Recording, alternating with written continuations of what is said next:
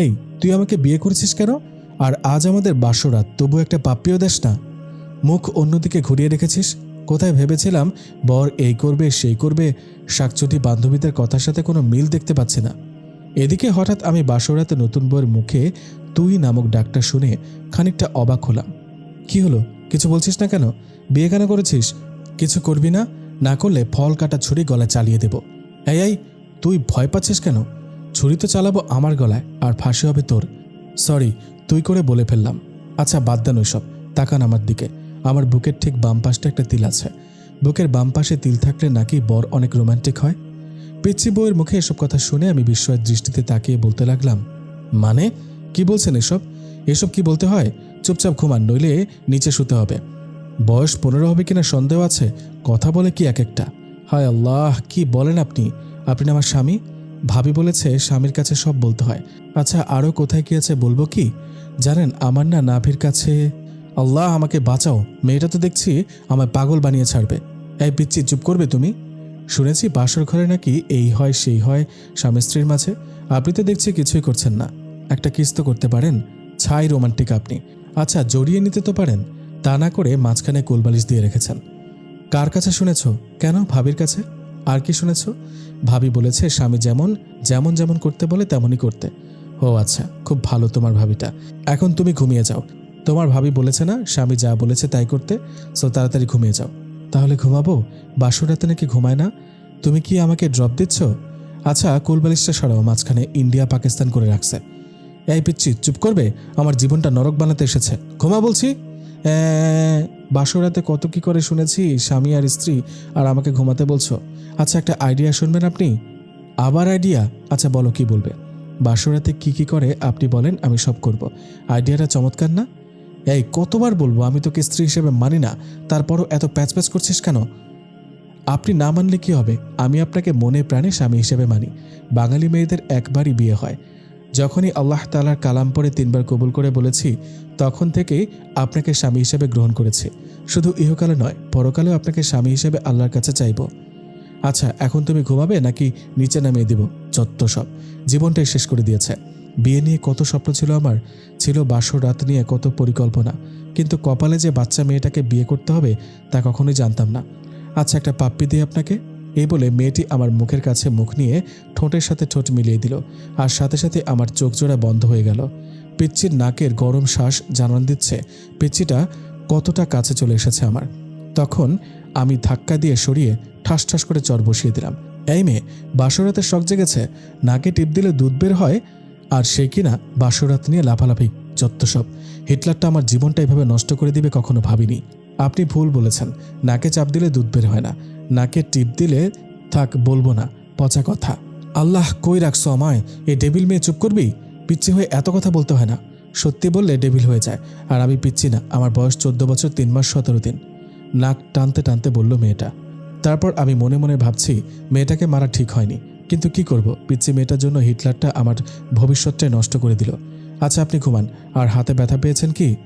কথাটা শুনে নিজের অজান্তেই খারাপ লাগলো। পিচ্চিটার দিকে তাকাতেই মনে হচ্ছে একটা পূর্ণিমার চাঁদ। এত সুন্দর কোনো মেয়ে হতে পারে? মুখ দিয়ে রং ধরার আভা বের হচ্ছে। এ কি, পিচ্চিটার ঠোঁট কেটে রক্ত বের হচ্ছে। থাপ্পড়টা জড়িয়ে লেগেছে। আচ্ছা তোমার নাম কি? আমাকে বিয়ে করার সময় নাম শুনেননি? তোমাকে বিয়ে করার কোনো ইচ্ছে ছিল না আমার। হিটলারের জন্য বিয়ে করেছি, এখন নাম বলবে কি? এখন বলে লাভ নেই, বিয়ে করে ফেলেছেন। শোনেন, আমার নাম কারিমা জাহান মীরা। আচ্ছা মীরা, সরি, তোমার লাগেনি তো? এই যে নাও, টিস্যু দিয়ে রক্তটা মুছে নাও। আপনি না বলেছেন আপনি আমাকে স্ত্রী হিসেবে মানেন না? না মানলে তো আমার জন্য কষ্ট পেতেন না। এই চুপ করবি?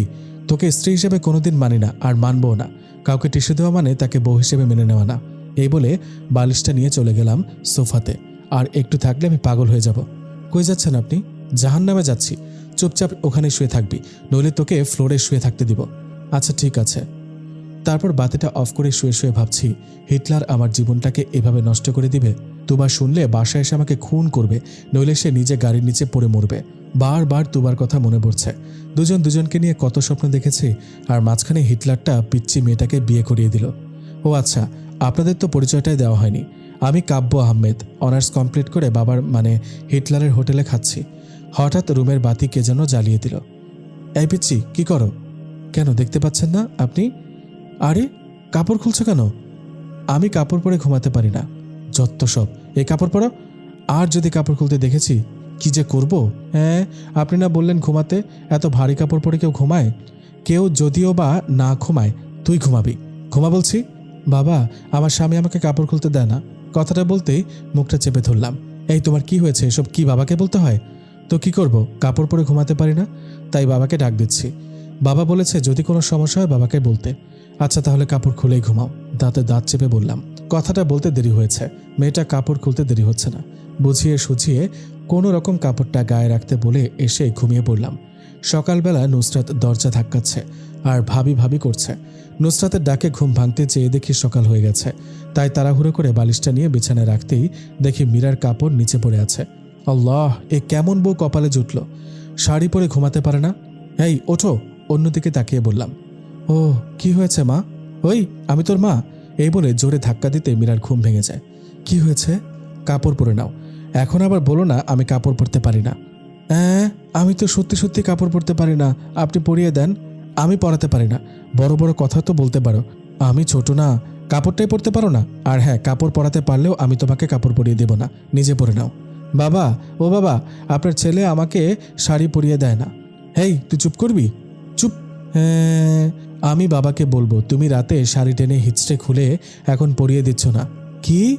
হে আল্লাহ, এই মেয়েটার কথা শুনে মনে হচ্ছে 7 আপকে বিষ ভেবে খেয়ে মারা যায়। হ্যাঁ, তুমি মরার কথা বলো কেন? আমি তোমাকে ছাড়া বাঁচব না। প্লিজ মরার কথা বলো না। যেদিন কালেমা পড়েছি সেদিন থেকেই তোমাকে স্বামী বলে গ্রহণ করেছি। তোমার পায়ে যদি একটা কাঁটা ফোটে সেটা আমার কলিজাতে ফোটে। আমি কি করব? আমি শাড়ি পরতে পারি না। আচ্ছা আমি পরছি, তাও তুমি এমন অলক্ষণে কথা মুখে এনো না। তখন আমি মেয়েটার দিকে তাকাতেই বুকটা কেমন করে উঠল। পিচ্চিটার চোখে পানি চিকচিক করছে, তবুও নিজেকে সামলে নিয়ে বললাম, আচ্ছা মনে থাকে যেন, নিজে শাড়ি পরা শেখো। আচ্ছা আমি পরছি। এ বলে পিচ্চি মেয়েটা শাড়ি পরছে। কিন্তু এ কি, শাড়ি পরেছে নাকি শরীরে কাপড় পেঁচাচ্ছে? এটা দেখে আমি নিজের অজান্তেই হেসে ফেললাম। তখন মীরা বলে উঠল, আমি পরতে পারি না। এভাবে হাসার কি হলো? কথাটা বলার সাথে সাথে মীরার শাড়িটা খুলে গেল। তখন আমি অন্যদিকে তাকিয়ে বললাম, কি লজ্জা শরম কিচ্ছু বাবা মা শিক্ষা দেয়নি? কেন, আপনি কি কোরআন পড়তে জানেন না? পিচ্চি মেয়ের মুখে এমন কথা শুনে খানিকটা বিস্মিত হলাম। তারপর প্রশ্ন করলাম, কি বলছো এসব? শাড়ি পরার সাথে কোরআনের সম্পর্ক কি?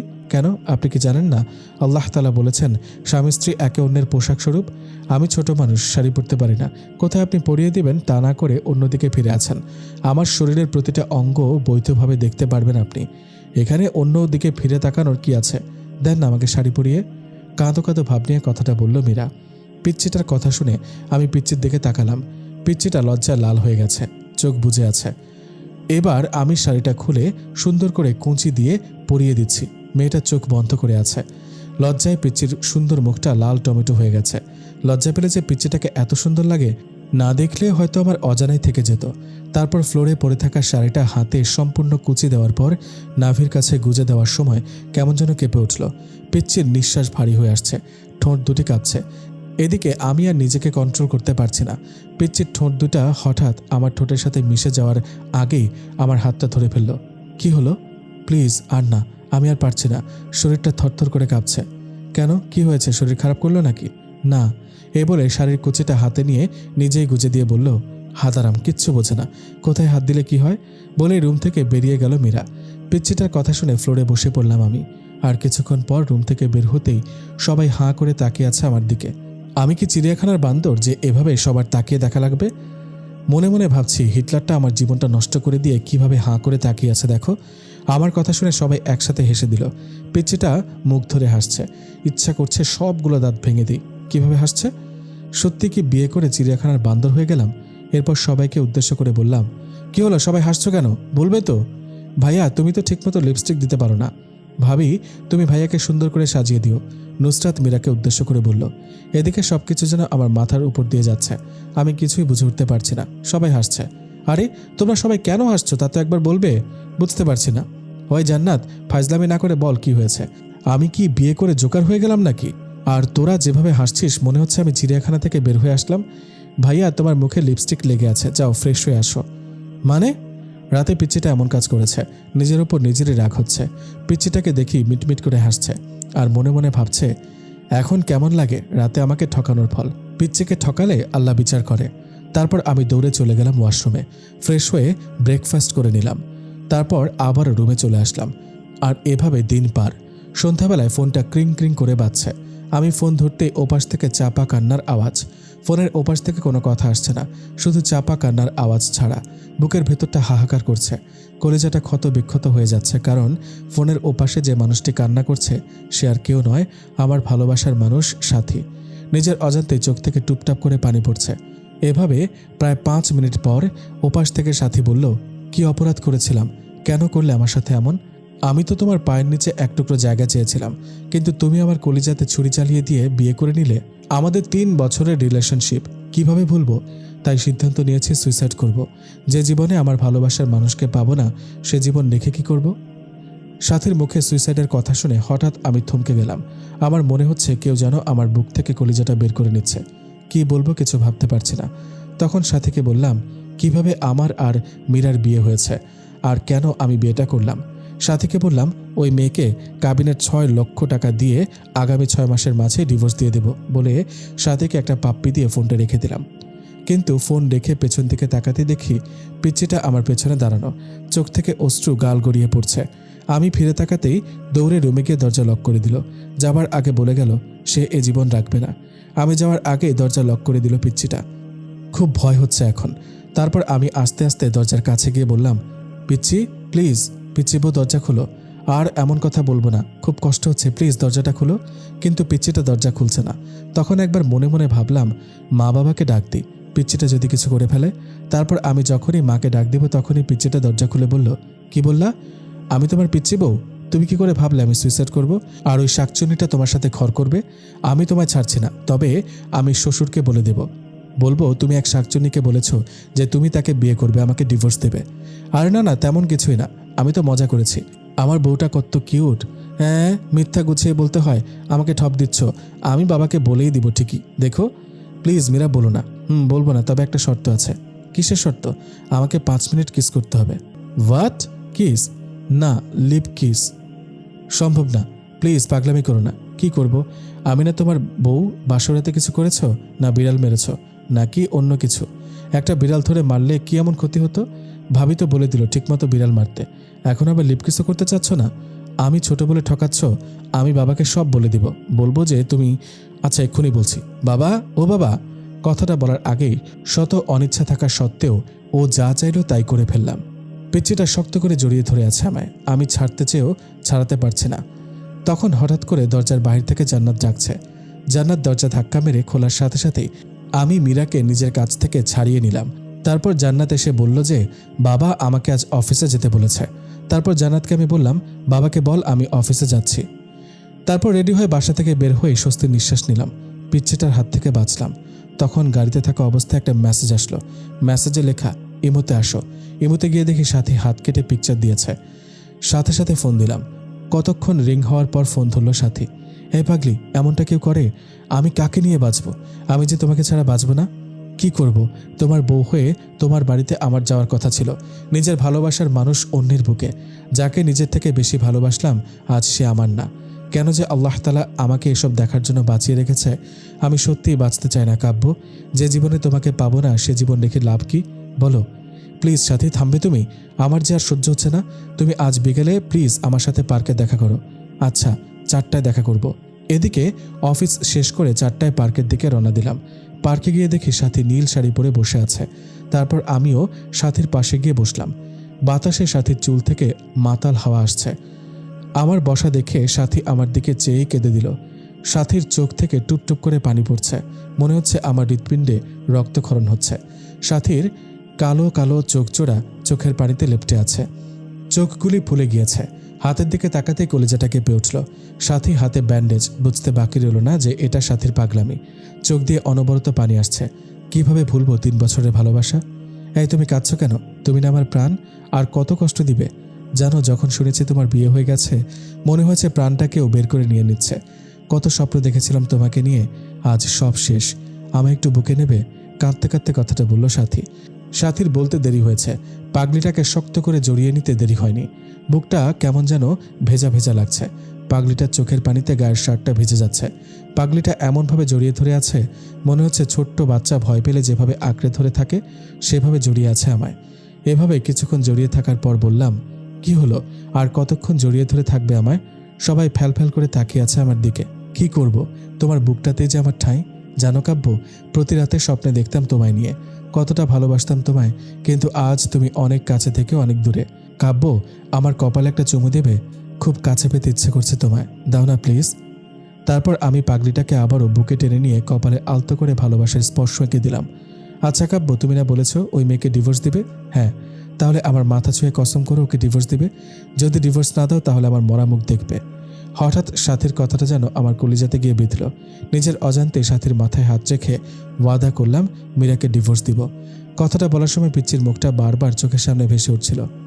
এদিকে সাথীকে ওর বাসায় পৌঁছে দিয়ে ফোনটা বের করে দেখি ৭৩টা মিসড কল। ফোন সাইলেন্ট ছিল তাই বুঝতে পারিনি। তারপর সন্ধ্যায় বাসায় এসে দেখি মীরা কোথাও নেই। তখন মা বলল ফ্রেশ হয়ে আসতে। তারপর আমি ফ্রেশ হওয়ার জন্য যখনই বাথরুমের দরজা ধাক্কা দিয়েছি তখনই এক চিৎকার, ও মা গো, ভূত! মীরার চিৎকারে আমি মীরার দিকে তাকাতে দেখি পিচ্চিটা শাওয়ার নিচ্ছে, শরীরে কাপড় নেই। এক দৌড়ে বাথরুম থেকে বের হয়ে সোজা রুমে গিয়ে বসে আছি। কিছুক্ষণ পর দেখি পিচ্চিটা ভেজা চলে আয়নার সামনে গিয়ে বসলো। শাড়িটা কোনো রকম পেঁচিয়ে পড়েছে। আমার শরীরটা রাগে ফেটে যাচ্ছে। বাথরুমের ঘটনার কথা মনে করে তাই গিয়ে জিজ্ঞেস করলাম, ওই পিচ্চি মেয়ে, বাথরুমে শাওয়ার নিলে দরজা লক করে নিতে হয় না? নিতে হয় তো। আমি তো জান্নাতকে বলেই দিয়েছি আমি দরজা বন্ধ করে শাওয়ার নিতে পারি না, ভয় হয় আমার। আর ওকে পাহারা দিতে বলেছি যেন কেউ না আসে।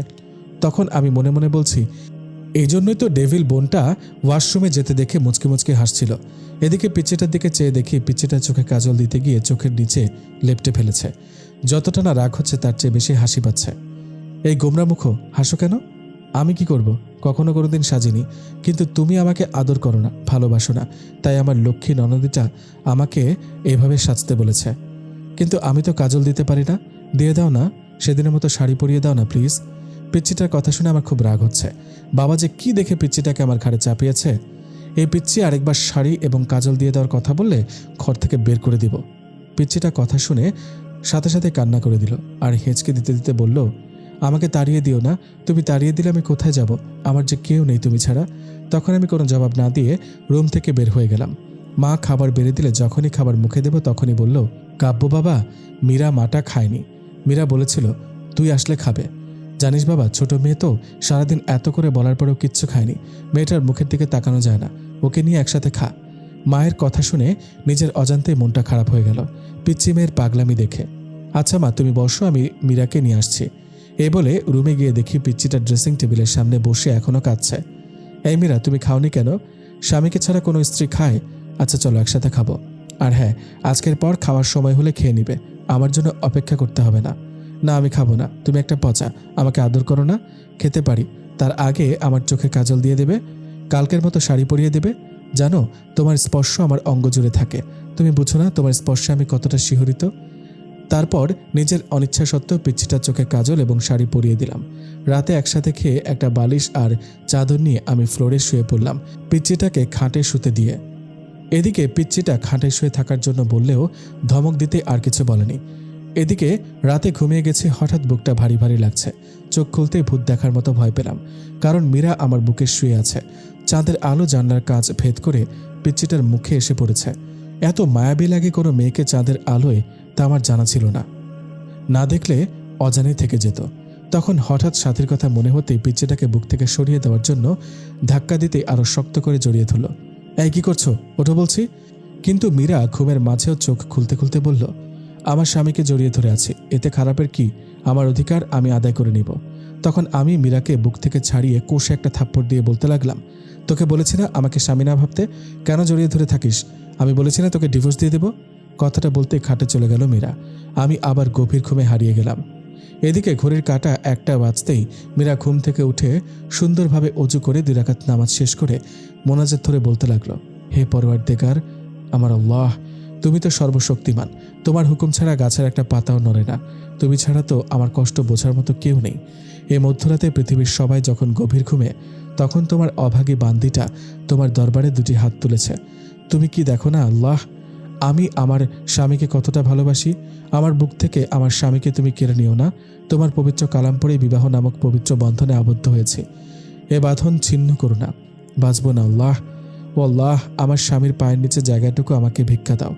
কথাটা বলে ফুঁপিয়ে ফুঁপিয়ে কাঁদতে লাগলো মীরা। পরের দিন সকালে মায়ের ডাকে ঘুম ভাঙল।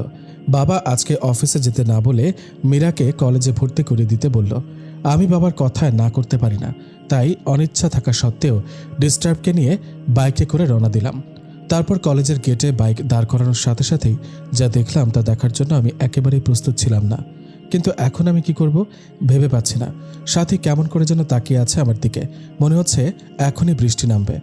তারপরেও আমি সাথীকে না দেখার ভান করে মীরাকে নিয়ে কলেজের ভেতর ঢুকে পড়লাম এবং মীরাকে কলেজে ভর্তি করে দিয়ে যখনই কলেজ গেট পার হয়েছি তখনই দেখি কলেজের পাশে রেল লাইনে একটা মেয়ে দাঁড়িয়ে আছে, আর মিনিট 10 পর ট্রেন আসবে। বুঝতে পারছি না কি করব। বাইক নিয়ে একটু কাছে যেতেই বুকটা কেঁপে উঠল, কারণ এ আর কেউ না, সাথী রেল লাইনের মাঝখানে দাঁড়িয়ে আছে। ট্রেন আসার শব্দ হচ্ছে।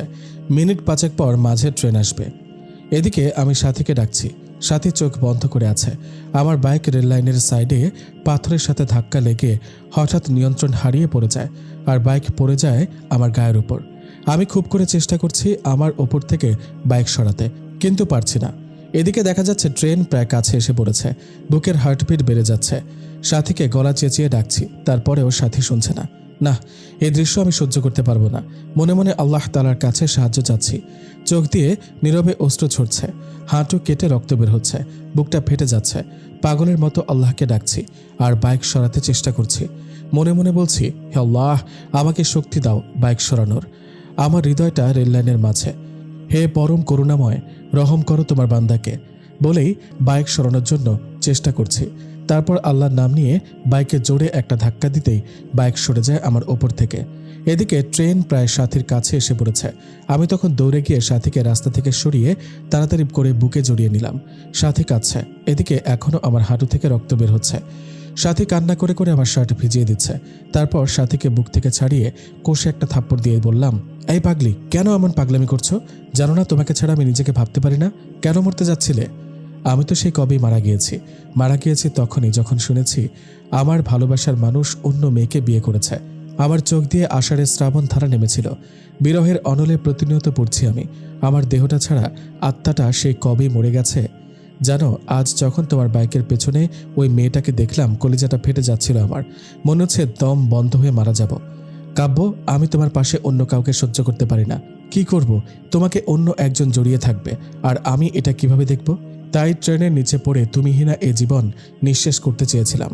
কেন বাঁচালে আমাকে? আমি যে তিলে তিলে শেষ হয়ে যাচ্ছি। বলতে পারো কেন এতটা ভালোবাসার পরেও তুমি আমার নও? কেন আজ তোমার বুকে অন্যজনের ঠাঁই? যে স্বপ্নগুলো তোমায় নিয়ে দেখতাম, সে স্বপ্নগুলো অন্য কেউ দেখে। প্লিজ, তুমি আমাকে গলা টিপে হত্যা করো, নয়তোবা তোমার পায়ের নিচে আমাকে একটু জায়গা দাও। জানো কাব্য, তুমি বিয়ে করার পর একটা রাতও আমি ঘুমাতে পারি না। প্রতি রাতে কেঁদে কেঁদে বালিশ ভিজিয়েছি। তোমার বুকে একটু জায়গা দিবে? একটু জড়িয়ে নাও না প্লিজ। নাও না প্লিজ কাব্য। কান্না করতে করতে কথাগুলো বলল সাথী। সাথীর মুখে এমন কথা শুনে বুকের বাঁ পাশটা চিনচিনে ব্যথা করছে। চোখ দিয়ে টুপটাপ করে পানি গাল বেয়ে গড়িয়ে পড়ছে। কিছু ভাবতে পারছে না। খুব ইচ্ছে করছে সাথীকে জড়িয়ে ধরে বলি, সাথী, খুব ভালোবাসি তোমায়, নিজের থেকেও বেশি। মনে হচ্ছে কথাটা বলে বুকের ব্যথাটা কমবে। তাই সাথীকে হ্যাঁচকা টান দিয়ে শক্ত করে বুকে জড়িয়ে নিলাম। কপালে একটা চুমু দিয়ে বললাম, বড্ড ভালোবাসি, খুব বেশি ভালোবাসি তোমায়, হয়তো নিজের জীবনের চেয়ে বেশি। পাগলিটা কেঁদে কেঁদে শার্ট ভিজিয়ে ফেলেছে। পাগলিটা আরও শক্ত করে জড়িয়ে আছে আমায়। এদিকে সাথীকে বললাম, খুব শীঘ্রই আমরা বিয়ে করছি। মীরাকে খুব তাড়াতাড়ি ডিভোর্স দিচ্ছি। সাথী ডিভোর্সের কথা শুনে আবারও আমাকে শক্ত করে জড়িয়ে ধরে কপালে চুমু দিয়ে চলে গেল। এদিকে ফোনের দিকে তাকিয়ে দেখি 2টা বেজে গেছে। তার মানে 30 মিনিট আগে কলেজ ছুটি হয়ে গেছে।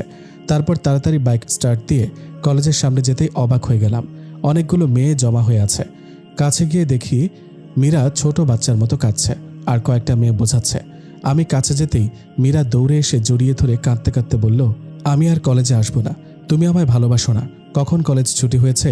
ছেলেরা কিরকমভাবে আমার দিকে তাকায়, আমার ভয় লাগে না বুঝি? সবাইকে বলে দিয়েছি, আমার দিকে তাকালে চোখ তুলে ফেলবে আমার বর। ঠিক বলেছি তো? এদিকে মীরার কথা শুনে সবাই হাসছে মুখ ধরে। পাশ থেকে একটা মেয়ে বলে ফেলল, ভাইয়া, পৃথিবীতে খুব কম ছেলেই আপনার স্ত্রীর মতো বউ পায়।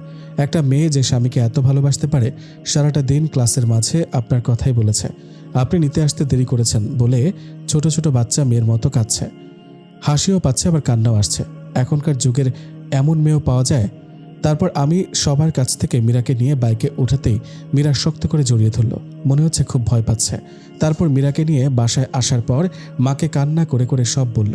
এদিকে রাগে আমার শরীর ঘ্যান ঘ্যান করছে। তারপর দুপুরে খেয়ে বন্ধুদের সাথে আড্ডা দিতে চলে গেলাম। আড্ডা দেওয়া শেষ করে রাত 9টার সময় ফোন বের করে দেখি বাবা 5বার ফোন দিয়েছে। অন্যদিকে মীরার নাম্বার থেকে 100+ ফোন এসেছে। তখন তাড়াহুড়ো করে বাসায় গিয়ে দেখি বাবা দরজায় দাঁড়িয়ে আছে। বাবার সামনে যেতেই বাবা বলল, ঘরে নতুন বউ রেখে বাইরে কোনো ছেলে থাকে? আর যদি এমন হয় আমার বাড়ি থেকে বের হয়ে যাবে। তখন আমি কিছু না বলে রুমে গিয়ে শুয়ে পড়লাম। কিছুক্ষণের পর দেখি মীরা আমাকে ডাকছে। এই ডাকছো কেন? কি হয়েছে? তুমি খাবে না? বাবা খুব বকা দিয়েছে তাই না? এই নাও হা করো, আমি খাইয়ে দিই।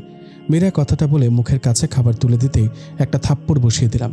সাথে সাথে খাবারের প্লেটটা ফ্লোরে ফেলে দিলাম। তারপর বললাম, এই তুই কি চাস? আমার জীবনটা তো নরক বানিয়ে দিয়েছিস। আমার বুক থেকে আমার ভালোবাসার মানুষটাকে সরিয়েছিস। এখন আমার বাবার কাছ থেকে আমাকে দূরে সরিয়ে আমার সমস্ত সম্পদ তোর করার প্ল্যান করছিস? আমি তোকে এই মাসে ডিভোর্স দিব। একদমই কথাটা বলে নিলাম। তাকিয়ে দেখলাম মীরার ঠোঁট কেটে রক্ত বের হচ্ছে। জানো, তোমার সাথে খাবো বলে আমি এখনো খাইনি। ক্ষমা করে দিও প্লিজ। এতিম তো, এতিমখানায় বড় হয়েছে আমি, তাই মা বাবার আদর পাইনি। তোমার মা বাবাকে নিজের মা বাবা মনে করে নিয়েছিলাম, শুধু ভালোবাসা চেয়েছিলাম, আর কিছুই না। এতিম হয়ে জন্ম নিলেও সম্পদের প্রতি কোনো মোহ নেই আমার। আমি মীরার দিকে চেয়ে দেখি মীরা কাঁদছে, চোখগুলি লাল হয়ে গেছে। ন্যাকা কান্না দেখে শরীরটা রাগে ফেটে যাচ্ছে। দুই নয়নে দেখতে মন চাচ্ছে না মীরাকে। এই এতিম মেয়েটার জন্যই আজ সাথী মরতে বসেছিল। এই তুই এখানে কাঁদবি না প্লিজ। তোর অলক্ষ্যের চেহারা নিয়ে আমার চোখের সামনে থেকে দূর হয়ে যা প্লিজ। কথাটা বলে শুয়ে পড়লাম। এদিকে মীরা সুন্দর করে অজু করে শ্বশুরের দেওয়া কোরআনটা পড়ে নামাজে দাঁড়িয়ে গেল। নামাজ শেষ করলো কেঁদে কেঁদে। নামাজ শেষ করে আজকেও মোনাজাত ধরে আল্লাহর কাছে অনেকক্ষণ কাঁদলো। তারপর মোনাজাত শেষ করে রুমে গিয়ে শুয়ে পড়ল। ফজরের নামাজের আজান শুনে ঘুম ভাঙতেই আমি অবাক হলাম। মীরা মেয়েটাকে রাতে এত বকা দেওয়ার পরেও আমাকে জড়িয়ে ধরে শুয়ে আছে। মনে চাচ্ছে ধাক্কা দিয়ে ফেলে দিই। এই কি হচ্ছে, ওঠো, আর একটু ঘুমাই। এ বলে আরো শক্ত করে জড়িয়ে ধরল। এখন আমার ধৈর্যের বাঁধ ভেঙে যাচ্ছে। জোরে একটা ধাক্কা দিয়ে বিছানা থেকে ফেলে দিলাম। আহ করে চিল্লানি দিয়ে উঠল মীরা। তারপর আমি বিছানা থেকে উঠে ফ্রেশ হয়ে এসে দেখি মীরা খুঁড়িয়ে খুঁড়িয়ে হাঁটছে। মীরা, মা তোমার কি হয়েছে? খুঁড়িয়ে খুঁড়িয়ে হাঁটছো কেন? আম্মু, রাতে ঘুম থেকে উঠে পাঁজরে ব্যথা পাচ্ছি। কথাটা বলে করুণভাবে আমার দিকে তাকালো মীরা। এখন নিজেকে অপরাধী মনে হচ্ছে আমার। তারপরেও আমি কিছু বললাম না। পরের দিন বাবা আমাকে আর মীরাকে হানিমুনে পাঠানোর ব্যবস্থা করে দিল। আর আমি সাথীকে বলে সব রেডি করে রেখেছি। আমাদের সাথে সাথীও কক্সবাজার যাবে। সবাই জানবে আমি হানিমুন করতে যাচ্ছি মীরার সাথে, কিন্তু না, আমি হানিমুন করব সাথীর সাথে। সাথীকে এসব বলে ফোন রাখতেই পেছন থেকে তাকাতে দেখি মীরা সিলিং ফ্যানের সাথে ঝুলছে এমন একটি ওড়না গলায় পড়েছে। এটা দেখার সাথে সাথেই বুকের ভেতর কেমন যেন একটা চিনচিনে ব্যথা করতে লাগলো। আমি দৌড়ে গিয়ে মীরাকে একটা থাপ্পড় দিয়ে দিলাম। মীরা, কি করছো এসব? দেখছেন না কি করছি? আমি ছোট বলে, এতিম বলে কারো ভালোবাসা পাবো না। বিয়ের পর সকল নারী তার স্বামীর অধিকার চায়। আর আপনি বিয়ের পর অধিকার তো দূরের কথা, একটি রাত আপনার বুকে ঘুমাতে পর্যন্ত দেননি। কতটা স্বপ্ন দেখেছিলাম তোমায় নিয়ে, কিন্তু তুমি আমায় রেখে অন্য মেয়ের সাথে অবৈধ সম্পর্ক করতে চাচ্ছ। মীরা কাঁদতে কাঁদতে বলল কথাগুলো। প্লিজ মীরা, আমায় বোঝার চেষ্টা করো। এখন এসব বলার সময় নয়। চলো, দেরি হয়ে যাচ্ছে, গাড়ি মিস করবো আবার। তারপর মীরা আর কিছু বলল না। এদিকে মীরার এসব কাণ্ড কারখানা সব সাথীকে বললাম। সাথী বলল কোনো চিন্তা না করতে। অবশ্য আমাদের সাথে একই গাড়িতে সাথীও গেল কক্সবাজার আসার পর রাতের বেলা রুমে শুয়ে আছি। তখন হঠাৎ সাথীর ফোন ধরতে সাথী বলল পাশের রুমে এসো। এদিকে আমি পাশের রুমে যেতেই সাথী 7-Up-এর সাথে কি যেন মিশিয়ে দিয়ে খেতে বলল। আমি কিছু মনে না করেই খেলাম। আর এগুলো খাওয়ার সাথে সাথেই আমার কেমন যেন একটা নেশা নেশা লাগছে। আমার সাথীকে খুব কাছে পেতে ইচ্ছে করছে। তখন আমি নিজের অজান্তেই সাথীকে জড়িয়ে ধরলাম। সাথীও রেসপন্স করলো। ক্রিং ক্রিং করে বাজতে লাগলো ফোনটা ধরে সাথী উঠে ওয়াশরুমে চলে গেল। এদিকে কিছুক্ষণ পর ওয়াশরুম থেকে এসে বলল, বাবু আমি অসুস্থ, কাল যা মন চায় তাই করো। এই বলে সাথী আমাকে আমাদের রুমে দিয়ে গেল। আর মীরাকে বলল সে আমাদের কলেজ ফ্রেন্ড। অবশ্য মীরা এর আগে কখনো সাথীকে দেখেনি। এদিকে আমি রুমে গিয়ে বিছানায় শুয়ে পড়লাম। এখনও আমার শরীর আর চোখ দিয়ে উত্তাপ বের হচ্ছে। আমার নেশা এখনও লেগে আছে। মীরা আজ সুন্দর করে সেজেছে। চেহারায় হালকা মেকআপ, ঠোঁটে লাল লিপস্টিক, পরনে একটা কালো শাড়ি। মনে মনে ভাবলাম সকল কবি সাহিত্যিকদের গল্পের নায়িকারা সুন্দরী হয়, আর তারা সবসময় লাল না হলে নীল শাড়ি পরিহিত থাকে, যা দেখে নায়ক প্রেমে পড়ে যায়। কিন্তু সাহিত্যিকগণ কি কখনো দেখেছেন একজন সুন্দরী রমণী কালো শাড়ি পরলে তাকে কীরকম দেখায়? আজ কি অপরূপটাই না লাগছে মীরাকে। চোখে কাজল দেওয়াতে আরও মায়াবী লাগছে। তারপর মীরা এসে খাটে বসতেই আমি মীরাকে একটা হ্যাঁচকা টান দিয়ে বুকে জড়িয়ে নিলাম। এই ঘটনায় আকস্মিক ব্যবহারে মীরা কিছুটা বিব্রত হলো। তারপর বলল, আপনাকে একটা কথা বলবো। বলো, কি বলবে? আপনার কাছে একটা জিনিস চাইবো, দিবেন তো আমাকে? আচ্ছা বলো, দেওয়ার মতো হলে দিব। টাকা লাগবে কি? না, আমার টাকা চাই না, আমার তো তোমাকে চাই। কি বললে? না কিছু না। শোনো, তুমি কি আমাকে একটা কিউট মেয়ের মা বানাবে, যার নাম হবে তোমার পছন্দের নাম অনুসারে রাইসা? লজ্জাভরা মুখে কথাটা বলে মাথা নিচে করে ফেলল মীরা। ইস, বাবুর মা হবার কথা বলে কিরকম লজ্জা পেয়েছে। লজ্জা পাবই তো। তারপর আমি মীরার কানের কাছে মুখটা নিয়ে বললাম, তাহলে কাছে আসো, তোমাকে রাইসার মা বানাচ্ছি। দুষ্টুমি ছলে কথাটা বললাম। মীরা তখন ছোট বাচ্চার মতো আমার বুকে মুখ লুকালো। আমি মীরার কপালে আলতো একটা চুমু দিয়ে আরও শক্ত করে জড়িয়ে ধরলাম। পিচ্চিটা তার ঠোঁট জোড়া আমার ঠোঁটের সাথে মিলিয়ে দিল। এরপর স্বামী স্ত্রী নারী পুরুষের সবচেয়ে ঘনিষ্ঠ কিছু মুহূর্ত পার করলাম। তারপর মীরাকে বুকে জড়িয়ে ধরে শুয়ে রইলাম। সকালে ঘুম থেকে উঠে দেখি মীরার কাপড় চোপড়ে ঠিক নেই। আমার শরীরে বিভিন্ন জায়গায় লিপস্টিকের দাগ। পিচ্চিটা এখনও আমাকে শক্ত করে জড়িয়ে ধরে আছে। তখন আমার রাতের কথা মনে পড়তে লাফ দিয়ে উঠলাম। কী করলাম আমি তো মীরাকে ডিভোর্স দিব, তবে কেনই বা তার সতীত্ব হরণ করলাম? মাথা কাজ করছে না আমার। মীরাকে আজ খুশি খুশি লাগছে। বিয়ের পর কখনোই এতটা খুশি দেখিনি ওকে। আমি সকাল সকাল ফোন দিয়ে সাথীকে সবকিছু বললাম।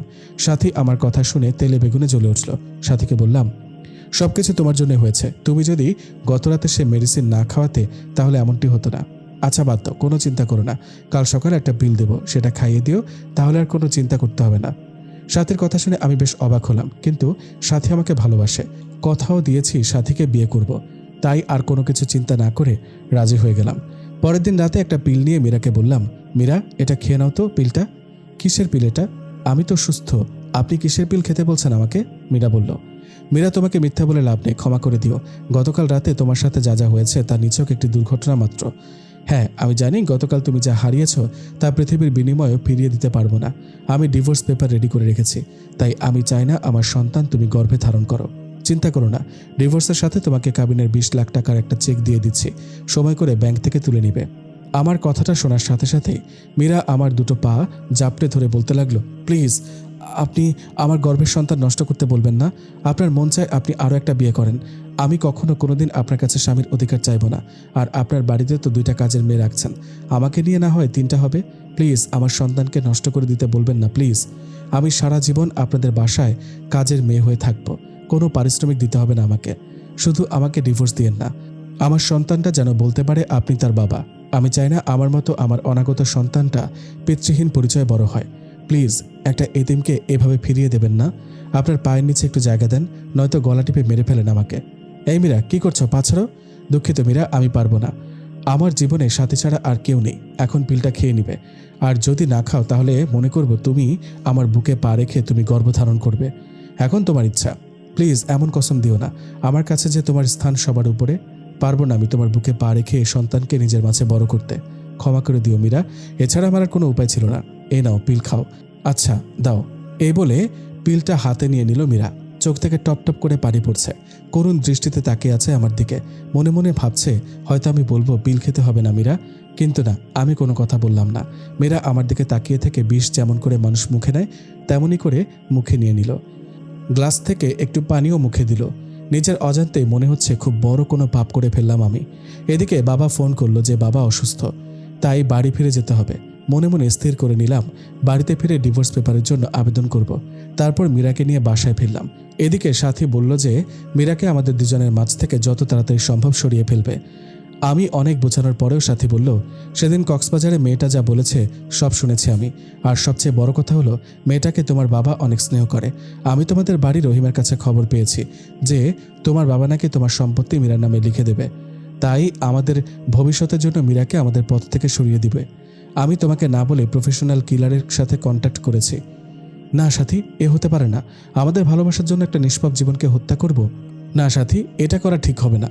বাবু দেখো, আমিও চাই না, কিন্তু আমার মনে হয় না তোমার বাবা কখনো মীরা বেঁচে থাকতে আমাকে মেনে নেবে। আর তোমাকে না পেলে আমি বাঁচব না, সত্যিই মরে যাব। তুমি আমার নিঃশ্বাস, তুমি আমার বিশ্বাস, আমার প্রাণ। জানো, তুমি মীরাকে বিয়ে করার পর আমি একটি রাতও শান্তিতে ঘুমাতে পারিনি। এতটা ভালোবাসার পরেও কেন আল্লাহ তোমার আর আমার মাঝে এত বড় দেওয়াল তুলে দিল? প্লিজ তুমি আমাকে খুন করে ফেলো, নয়তো আমাকে তোমার বুকে টেনে নাও। তোমার বুকটাই যে আমার শেষ ঠিকানা, তোমার বুকে আমি শেষ নিঃশ্বাস ত্যাগ করতে চাই। কথাগুলো কান্না করতে করতে সাথী বলল, প্লিজ কান্না করো না, আমি সব সইতে পারি, কিন্তু তোমার কান্না সহ্য করতে পারি না। তোমাকে যে বড্ড ভালোবাসি, কিন্তু আমাদের ভালোবাসার জন্য একটা নিষ্পাপ জীবনকে কেমনে সরিয়ে ফেলি। আল্লাহ কি ক্ষমা করবে আমাদেরকে? জানি এটা অন্যায়, কিন্তু এছাড়া আমাদের আর কোনো উপায় নেই। কথাটা বলে আমার হাতটা নিয়ে সাথীর গলা চেপে ধরে মেরে ফেলতে বলল। প্লিজ কিল মি, আমাকে গলা চেপে মেরে ফেলো কাব্য, আমি তোমাকে ছাড়া বাঁচতে পারবো না। জানো কাব্য, মেয়েরা সব কিছুর ভাগ দিতে পারলেও তবে একটা ভাগ কাউকে কখনো দিতে পারে না, আর তা হলো তার ভালোবাসার ভাগ। বিশ্বাস করো, আমার একদম সহ্য হয় না মীরাকে। যে বুকে আমার থাকার কথা সে বুকে অন্য একটা মেয়ে থাকে। যে স্বপ্ন আমি তোমাকে নিয়ে দেখেছি সেই স্বপ্ন পূরণ করছে অন্য একটা মেয়ে। কাব্য প্লিজ, তুমি আমাকে মেরে ফেলতে পারবে না? পারবে না তোমার সেই স্ত্রী মীরাকে হত্যা করতে, কিন্তু তোমাকে আমায় হত্যা করতে হবে না। তুমি না আমি এ জীবন দিয়ে কি করব? কথাটা বলে কাঁদতে কাঁদতে ব্লেড দিয়ে হাতে পোঁচ দিয়ে দিল সাথী। সাথে সাথে হাত থেকে ফিনকি দিয়ে রক্ত বের হতে লাগলো। সাথীর চোখ দিয়ে টুপটাপ করে পানি পড়তে লাগলো। সাথীর রক্ত দেখে আমার নিজের কলিজাটা ফেটে যাচ্ছে। ঠাস করে একটা চর বসিয়ে দিলাম সাথীর গালে। আমার থাপ্পড় খেয়ে ফুপিয়ে ফুপিয়ে কাঁদতে লাগলো সাথী। তারপর আমি শক্ত করে জড়িয়ে ধরলাম সাথীকে। সাথীকে শক্ত করে জড়িয়ে ধরে বলতে লাগলাম, কেন এইভাবে পাগলামো করছো? তোমাকে ছাড়া আমি কেমনে বাঁচবো? মীরাকে তাহলে খুব শীঘ্রই আমাদের মাঝ থেকে সরিয়ে আমার ময়না পাখিটাকে আপন করে নিব। কথাটা বলার সময় বুকের ভেতর একটা চাপা কান্নার আওয়াজ পেলাম। তারপর সাথীকে আমি ছেড়ে দিয়ে সাথীর কপালে একটা ভালোবাসার স্পর্শ এঁকে দিলাম। সাথীকে বাসায় ড্রপ করে বাসায় আসতে দেখি মীরা খাবার নিয়ে বসে আছে। রাত প্রায় 10টা। আমি কিছু না বলে শুয়ে পড়লাম। আপনি খাবেন না? কিছু খেয়েছেন? মন খারাপ আপনার? মীরা বলে উঠল, হ্যাঁ, বাইরে থেকে খেয়ে এসেছি। আর হ্যাঁ, মন খারাপ, আর তার কারণ তুই। কথাটা বলার পর পিচ্চিটার দিকে তাকিয়ে দেখি পিচ্চি কাঁদবে কাঁদবে ভাব। তখন আমি কম্বলটা টান দিয়ে শুয়ে পড়লাম। মাঝরাতে হঠাৎ ঘুম ভাঙতে দেখি কেউ একজন শক্ত করে আমাকে জড়িয়ে ধরে রেখেছে। চোখ খুলেই দেখি পিচ্চিটা আমার বুকে।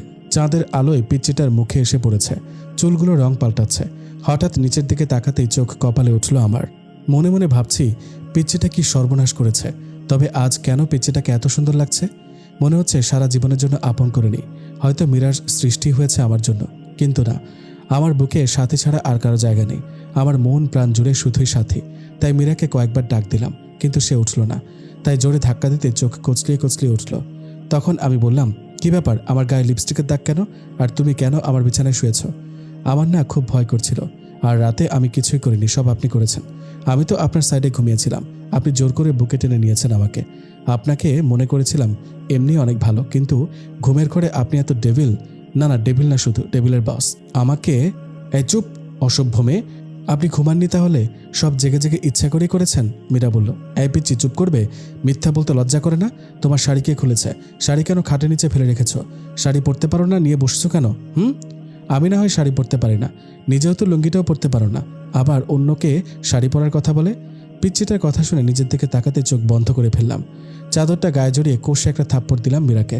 থাপ্পড়টা খেয়ে মাটিতে পড়ে গেল মীরা। আমার রাগ চরমে উঠে গেছে। রাগের মাথায় বলতে লাগলাম, এই তুই মরতে পারিস না? আমার জীবনটাকে তো নষ্ট করে দিয়েছিস। জন্মের পরই তোর বাবা মাকে খেয়েছিস, এখন আমাকেও খাবি নাকি? আর তোকে না বলেছি আমি তোকে ডিভোর্স দিয়ে দেব? তারপরেও কেন আমার বিছানায় আসিস? আরেকদিন যদি আমার বিছানায় আসিস তাহলে প্রয়োজনে তোকে খুন করে তারপর জেলে যাব। সরি, আপনাকে আমি খুব কষ্ট দিয়েছি, তাই না? আপনার কোথাও লাগেনি তো? আপনার হাতে কি ব্যথা পেয়েছেন? আল্লাহ জানেন কেন যে আমাকে বাঁচিয়ে রেখেছে। ছোটবেলার অনাথ আশ্রমে বড় হয়েছি, দেখিনি মায়ের মুখ কখনো। মা ডাকটাও কখনো ডাকতে পারিনি বাবার কাছে আবদারের সুরে কিছু চাইতে। কখনো বাবার কাঁধে চড়ে ঘুরতে পারিনি। পারবই বা কিভাবে? বাবাকে তো কখনো দেখিনি। আর এখন আসছি আপনাকে জ্বালাতে। জানেন আত্মহত্যা মহাপাপ, সেজন্যই হয়তো বেঁচে আছি। তা না হলে কখনোই আপনার পথের কাটা হতাম না। আপনার বাড়ির দাসী করে রেখে দিয়েন আমাকে। পারিশ্রমিক হিসেবে সকাল বিকাল রাতে এভাবে থাপ্পড় দিয়েন, তবুও তো দাসী হয়ে আপনার হাতে স্পর্শটা পাবো। আর বিছানায় আসি কি করব, ভয় পাই তো। তাই আপনার বুকটাকে নিরাপদ মনে করে শুয়েছিলাম। ক্ষমা করে দিবেন এই এতিমটাকে। নিচের দিকে তাকিয়ে কথাগুলো বলছিল, আর চোখ থেকে আষাঢ়ের শ্রাবণ ঝর্ণা ধারার মতো জল গড়িয়ে পড়ছে মীরার চোখ থেকে। পিচ্চিটার কথা শুনে নিজের কাছে খুব খারাপ লাগছে। এভাবে মারাটা ঠিক হয়নি। সবচেয়ে খারাপ লাগছে যখন দেখলাম পিচ্চিটার ঠোঁট কেটে রক্ত পড়ছে। পরের দিন বাবা মা জান্নাতকে নিয়ে নানি বাড়ি চলে গেল। আমি সাথীকে ফোন দিতেই সাথী বাড়িতে চলে আসে। এদিকে সাথী আজ পিঙ্ক কালারের একটা শাড়ি পরেছে, হালকা লিপস্টিকের সাথে চুলগুলো ছেড়ে দিয়েছে। সাথী আসলেই সাথীকে নিয়ে বেডরুমে ঢুকে পড়ি। মীরা অবাক নয়নে তাকিয়ে আছে, চোখটা ছলছল করছে, মনে হচ্ছে কখন জানি বৃষ্টি নামবে। কি হলো, দরজায় দাঁড়িয়ে আছো কেন? আজ তুমি জান্নাতের রুমে থাকবে, আজ রাতে আমাদের এই রুমে আসবে না বিরক্ত করতে। আর হ্যাঁ, আমাদের দুজনের জন্য খাবার দিয়ে যেও।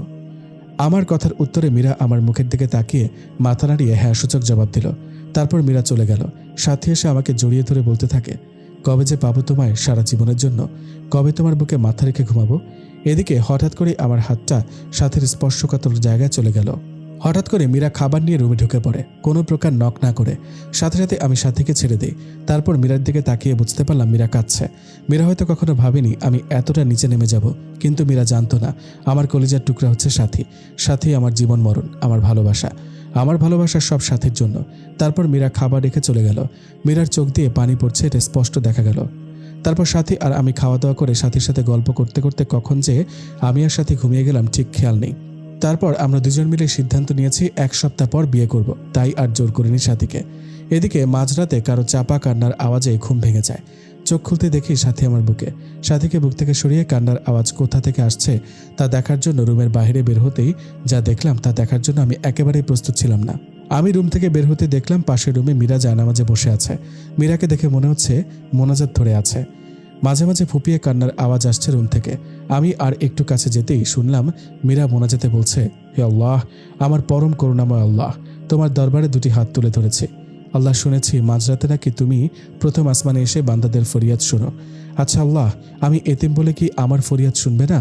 জানো আল্লাহ, দুনিয়াতে মানুষ কষ্ট পেলে মা বাবাকে বলে, তুমি তো আমার মা বাবাকে উঠিয়ে নিয়েছ। তুমি ছাড়া যে আসমানের উপরে জমিনের নিচে আমার আর কেউ নেই।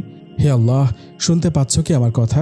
দুনিয়াতে সন্তান কান্না করে দিলে মা দৌড়ে আসে, সন্তানকে কোলে তুলে নিয়ে গালে মুখে চুমু দিয়ে বলে, কি হয়েছে আমার লক্ষ্মী সোনা, কাঁদে না। হে আল্লাহ, তুমি তো দুনিয়ার মায়েদের চেয়ে লাখো কোটি গুণ তোমার বান্দাদের বেশি ভালোবাসো। তুমি তো সব দেখো। হে মাবুদ, আমার স্বামী আজ অন্যের বুকে শুয়ে আছে, আমার কলিজাটা ফেটে যাচ্ছে। আল্লাহ, আমার মা বাবাকে তুমি তোমার কাছে নিয়ে নিলে, আমায় কেন রেখেছ? আমাকে কষ্ট দিতে তোমার যদি এতই ভালো লাগে তাহলে দাও, আরও কষ্ট দাও। আল্লাহ, আমি যে সইতে পারছি না আর। একজন পতিতা নারীও তার স্বামীর ভাগ অন্য কাউকে দেবে না, আর আমি এতটাই অভাগী, জন্ম নেয়ার পর না পেলাম বাবা মায়ের ভালোবাসা, না পেলাম স্বামীর ভালোবাসা। আজ আমার স্বামী আমাকে বের করে দিয়ে অন্য মেয়ের সাথে রাত্রি যাপন করেছে। হে আল্লাহ, আর কত কাঁদবো? কত কাঁদলে তোমার রহমতের সাগরে টান লাগবে? আর কত অশ্রু বিসর্জন দিলে তোমার আরশ কুরসি কেঁপে উঠবে? কত কাঁদলে তোমার রহমান আর রহিম নামের দয়ার সাগরে টান লাগবে? তুমি না বলেছ এতিমদের অভিভাবক তুমি? তুমি না বলেছ যার কেউ নেই তার তুমি আছো? আল্লাহ, এতিম মানুষের চোখের পানি তোমার দেখতে কি খুব বেশি ভালো লাগে? আর যে আমি পারছি না। হে রহিম রহমান আমার আল্লাহ, আমার স্বামীকে ক্ষমা করে দাও। আমার স্বামীকে তোমার জান্নাতে নিয়ে একসাথে থাকতে চাই। ও আমার আল্লাহ, তোমার এতিম গুনাহগার বান্দি কাঁদে, তুমি দেখো না গো আল্লাহ। কষ্ট দিবে দাও, আরও দাও, আমার স্বামীকে আলাদা করে দিও না, আমার বেঁচে থাকার অবলম্বন কেড়ে নিও না। হে আল্লাহ, আমার স্বামী আমাকে এত মারে, এত কষ্ট দেয়, তুমি তো দেখেছ। আমাকে 3বার থাপ্পড় দিয়েছে, 3বারই আমার ঠোঁট কেটে রক্ত বের হয়ে গেছে। ও আমার আল্লাহ, তুমি আমার স্বামীর ওপর গজব দিও না। আল্লাহ, আমি কিন্তু খুশি আছি, তবুও তুমি রাগ করো না। আমার স্বামীকে তুমি হেদায়েত দাও। আল্লাহ, তুমি আমার স্বামীকে হেদায়েত দাও, গজব দিও না।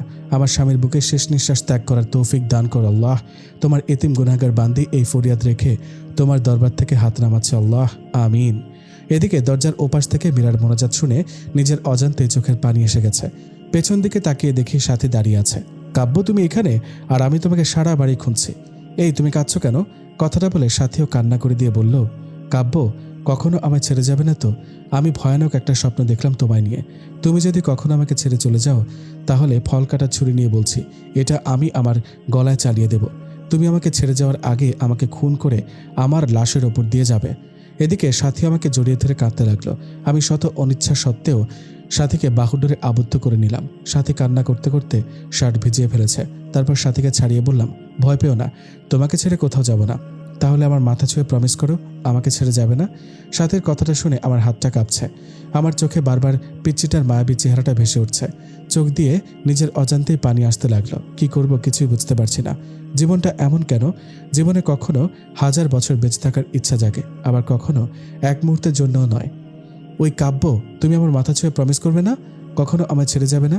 প্লিজ প্রমিস করো, তোমাকে হারালে আমি সত্যি বাঁচবো না, মরে যাব সত্যি। কিন্তু প্লিজ প্রমিস করো, নয়তো ছুরিটা গলায় চালিয়ে দেব। প্লিজ এভাবে বলবে না। তুমি যে আমার ভালোবাসা, তুমি যে আমার জীবনের অংশ। এই যে তোমার মাথা ছুঁয়ে প্রমিস করছি, জীবনে কখনো কোনো দিন তোমায় ছেড়ে যাব না। তুমি যে আমার ভালোবাসা, তুমি মরার কথা বলবে না। আর আমি কাকে নিয়ে বাঁচবো? তারপর আমরা রুমে চলে গেলাম। হঠাৎ বিছানাটা কাঁপছে। চোখ খুলতেই দেখি ফোন এসেছে। ফোনের স্ক্রিনের দিকে তাকাতেই দেখি হিটলারের ফোন। আমি ভয়ে ভয়ে ফোন তুলতে ওপাশ থেকে বলতে লাগলো, কখন থেকে ফোন দিচ্ছি, ফোন ধরার কোনো নাম নেই। কয়টা বাজে? এখনো ঘুমাচ্ছিস? তাড়াতাড়ি এসে গেট খুলে দিয়ে যা। হে আল্লাহ, কাম সেরেছে। সাথী এখন আমার বুকেই শুয়ে আছে। এত সকালে বাসায় সাথীকে দেখলে আমাকে কুরবানি করবে। মাথা কাজ করছে না। এই সাথী, আর কত ঘুমাবে? ওঠো এবার। বাবু আরেকটু ঘুমাই। উঠবা তুমি? তাড়াতাড়ি ওঠো। তারপর সাথী চোখ কচলিয়ে কচলিয়ে উঠে বলল, কি হয়েছে? বাবা এসেছে, বাইরে দাঁড়িয়ে আছে, কুরবানি করবে আজ আমাদের। এখন কি হবে? সাথী একটু ভয় পেয়ে বলল, যা হবার হবে, বুক থেকে সরো, শাড়িটা পরে নাও।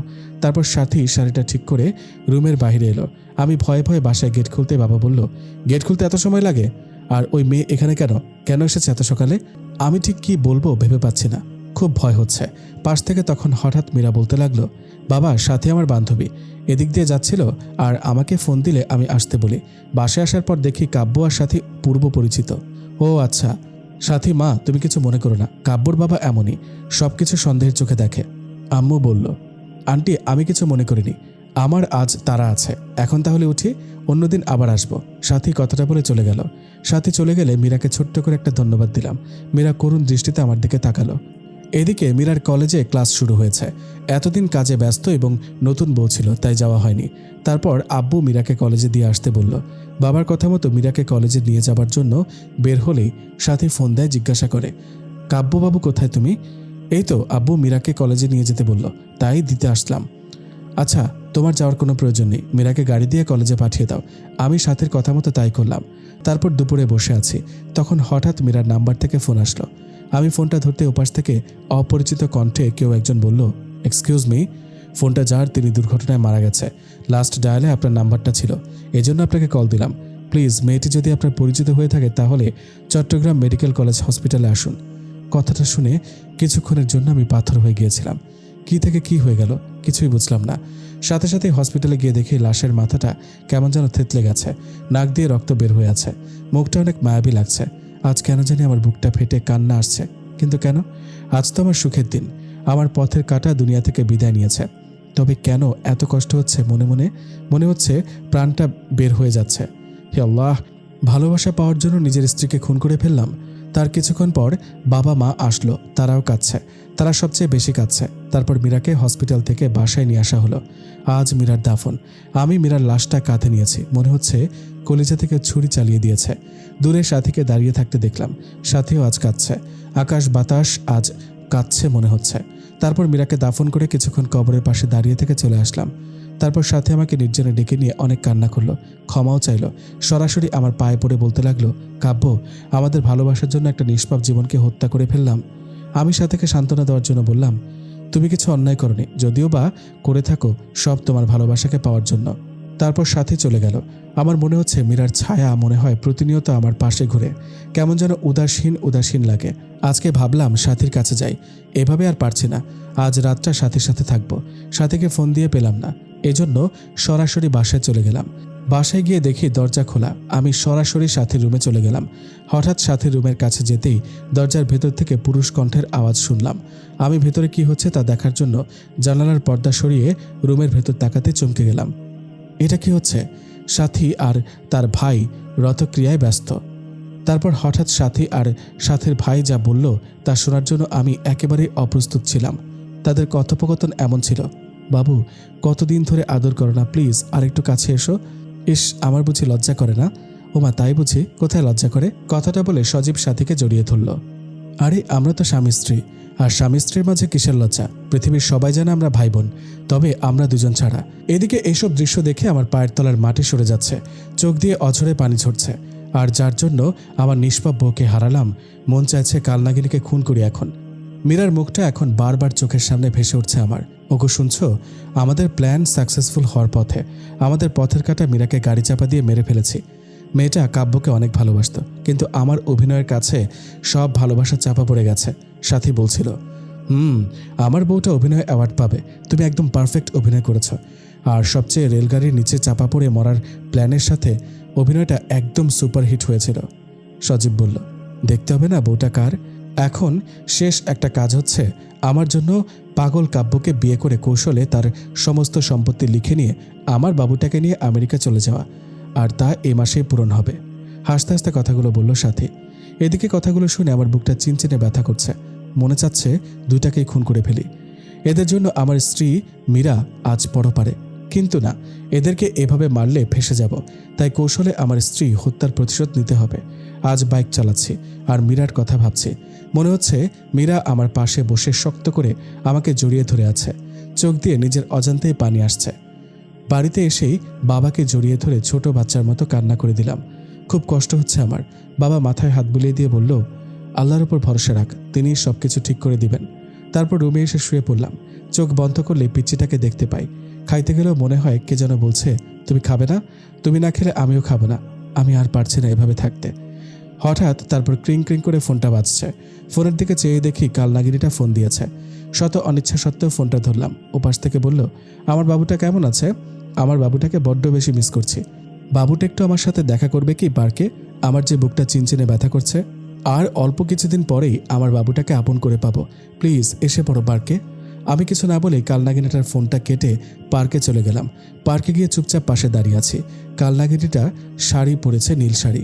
নোংরা শরীরটাকে ঢেকে রেখেছে নীল পোশাকের আড়ালে। যদি কেউ নোংরা মনের কার্যকলাপ দেখতে পারত, মনে হয় কেউ থুতু পর্যন্ত দিত না এ শরীরে। কি হলো বাবু, তোমার পছন্দের শাড়ি পরেছি, কেমন লাগছে বললে না তো? কি বলবো? আচ্ছা বাদ দাও, আমার পথের কাটা তো নেই, চলো না বিয়ে করে নিই। তোমাকে ছাড়া রাতগুলো আমার নির্ঘুম কাটে। তুমি যে আমার স্পন্দন, খুব ইচ্ছে তোমাকে আপন করে নেওয়ার। আল্লাহ আমার সেই ইচ্ছা পূরণ করবে না? আমি যে তোমাকে নিজের থেকেও বেশি ভালোবাসি। কথাটা বলার সাথে সাথে ঠাস ঠাস করে চর বসিয়ে দিলাম। আর সহ্য হচ্ছে না। এই, তুই আমাকে ভালোবাসিস? তাহলে সজীবকে? কাব্য কি বলছো এসব? সজীব তো আমার ভাইয়া। চোখের পানি ফেলে দিয়ে কথাটা বলল সাথী। এমন চেহারা দেখে যে কেউ কালনাগিনীটার মায়ায় পড়ে যাবে, কিন্তু আমি নই। ছি, তোর লজ্জা করে না নিজের স্বামীকে ভাই বলতে, স্বামীকে ভাই বানাতে? আমি সেদিন তোর বাসায় গিয়ে সব দেখেছি আর শুনেছি। তোদের দুটোকেই আমি নিজের হাতে খুন করে আমার ফুলের মতো নিষ্পাপ স্ত্রী হত্যার প্রতিশোধ নিব। তার আগে দেখ এই ভিডিওটা। তুই যদি সাথীকে বিয়ে না করিস তাহলে বলবো তুই সাথীকে বিয়ের প্রলোভন দেখিয়ে তার সর্বনাশ করেছিস। আর সাথী এখন অন্তঃসত্ত্বা, তাই বুঝে নে কি করবি এখন তুই। কথাগুলো শুনে পেছন থেকে তাকাতে দেখি সজীব মোবাইল ফোনে সাথীর সাথে আমার হোটেল রুমের ভিডিও এবং বাসর ভিডিও তুলে রেখেছে। এসব দেখে নিজেকে আর কন্ট্রোল করতে পারছি না। ফোনটা আছাড় দিয়ে ভেঙে ফেললাম। বাবু খুব রাগ করেছ? এমন হাজারো ভিডিও আছে। আচ্ছা বাবু, রাগ করে না। আগামী সপ্তাহে আমাদের বিয়ে। তুমি কাজী অফিসে চলে এসো, নয়তো থানায় পাঠাবো বাসর করতে। ওদের কথা শুনে আমি আর কিছু বলতে পারলাম না। এসব আমার পাপের ফল। তাই এখান থেকে বাসায় চলে আসলাম। বাসায় এসে মীরার ছবিটা বুকে নিয়ে কান্না করতে করতে ঘুমিয়ে গেলাম।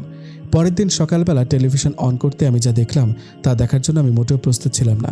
কারণ খবরে দেখলাম গতকাল রোড অ্যাক্সিডেন্টে সজীব আর সাথী দুজনেই মারা গিয়েছে। মনে মনে ভাবলাম, আল্লাহ তাআলার বিচার সবচেয়ে বড় বিচার, যার হাত থেকে কারো রেহাই নেই।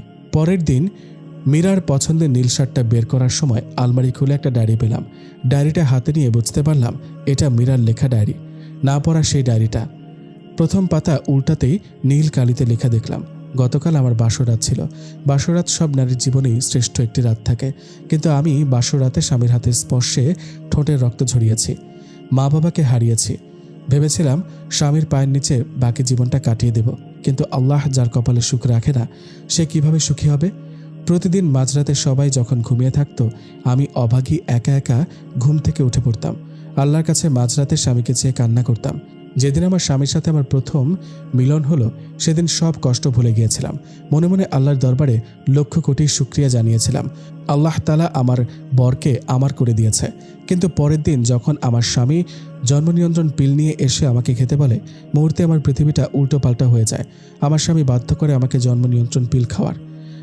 আমি আল্লাহর কাছে কত কেঁদেছি সন্তানটাকে গর্ভধারণ করার জন্য, কিন্তু খুব কষ্ট হতো। বুকের ভেতরটা ফেটে কান্না আসতো যখন দেখলাম আমার স্বামী সাথী নামে মেয়েটার সাথে অবৈধ কাজ করে। আর নিজে যখন তাদের কুকর্ম ঢেকে রাখার জন্য দরজা টেনে দেই, বাবাকে বলি যে সাথী আমার ফ্রেন্ড, নিজের স্বামীকে বাঁচাতে নিজের ভালোবাসার অধিকার বিসর্জন দিয়েছি। সবচেয়ে বেশি কষ্ট লেগেছে সেদিন, যেদিন শুনেছি আমাকে মারার জন্য আমার স্বামী আর সাথী প্ল্যান করেছে।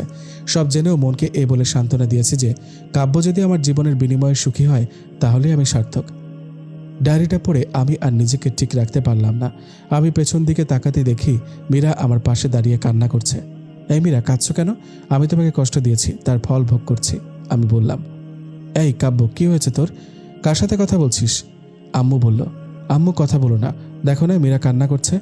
আম্মু, আমি ওকে খুব কষ্ট দিয়েছি। কোথায় মীরা? আর তুই কেন মীরাকে কষ্ট দিতে যাবি? তারপর আমার আর কিছুই মনে নেই। পরের দিন মা বাবা আমাকে হসপিটালে নিয়ে গেল। এখন আমার কোনো চিন্তা নেই, কারণ আমি এখন মীরাকে সাথে নিয়ে ঘুমাই। শালার ডাক্তার নাকি বলে আমি পাগল হয়ে গেছি। শালার পড়ালেখা করে নিজে পাগল হয়েছে, এখন আমাকে বলে পাগল। কত বড় সাহস!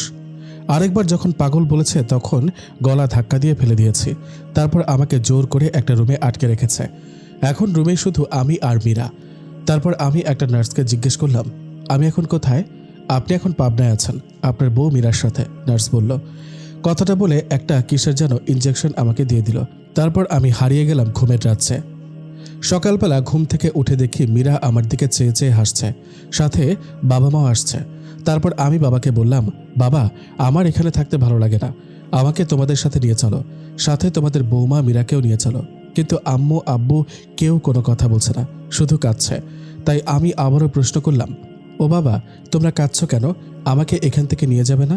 জানো বাবা, এখানে কেউ আমার সাথে কথা বলে না, শুধু মীরা ছাড়া। এখানে শুধু মীরা আমার সাথে কথা বলে, আর কেউ না। ও বাবা, আমাকে নিয়ে চলো না, আমি থাকবো না এখানে। কথাগুলো বলে কাঁদতে লাগলাম, কিন্তু বাবা কিছু না বলে মাকে নিয়ে চলে গেল। তারপর একটা নার্স এসে ইনজেকশন দিয়ে গেল। তারপর আবারও সেই ঘুমের রাজ্যে। আর কিছু মনে নেই, আমি শুধু সবসময় মীরার সাথেই কথা বলতাম। 5 বছর পর আজ মা বাবা আমাকে নিতে এসেছে। এখন মীরাও আমার সাথে আর কথা বলে না। আমি জানি মীরা মারা গেছে। তারপর মা বাবা আমাকে বাসায় নিয়ে এসে বলল, কাব্য, বাবা, তুমি 5 বছর পাগল হয়ে পাবনা মানসিক হসপিটালে ছিলে, আর এ 5 বছরে আমাদের অনেক পরিবর্তন হয়ে গেছে। আমরা আজ নিঃস্ব, ব্যবসাতে ক্ষতি হয়েছে, ব্যাংকের লোকেদের ঋণ পরিশোধ করতে বাড়িটাও বিক্রি করে দিয়েছি, এখন এই বাসাটাতে ভাড়া আছি, আব্বু বলল। বাবার কথাগুলো শুনে আমার নিজের অজান্তেই চোখের কোণে পানি চলে আসলো। আমার বাবা এই বয়সে মানুষের অফিসে কাজ করে। তারপর আমি মনে মনে ভাবলাম, আমার কোনো না কোনো একটা জব করতেই হবে। যে ভাবা সেই কাজ। কয়েক জায়গায় আবেদন করলাম, সাথে একটা প্রাইভেট প্রতিষ্ঠানে শিক্ষকতা করার জন্য আবেদন করলাম। সপ্তাহখানেক পর নোটিশ আসলো, সে প্রতিষ্ঠানে আমাকে জয়েন করতে বলেছে।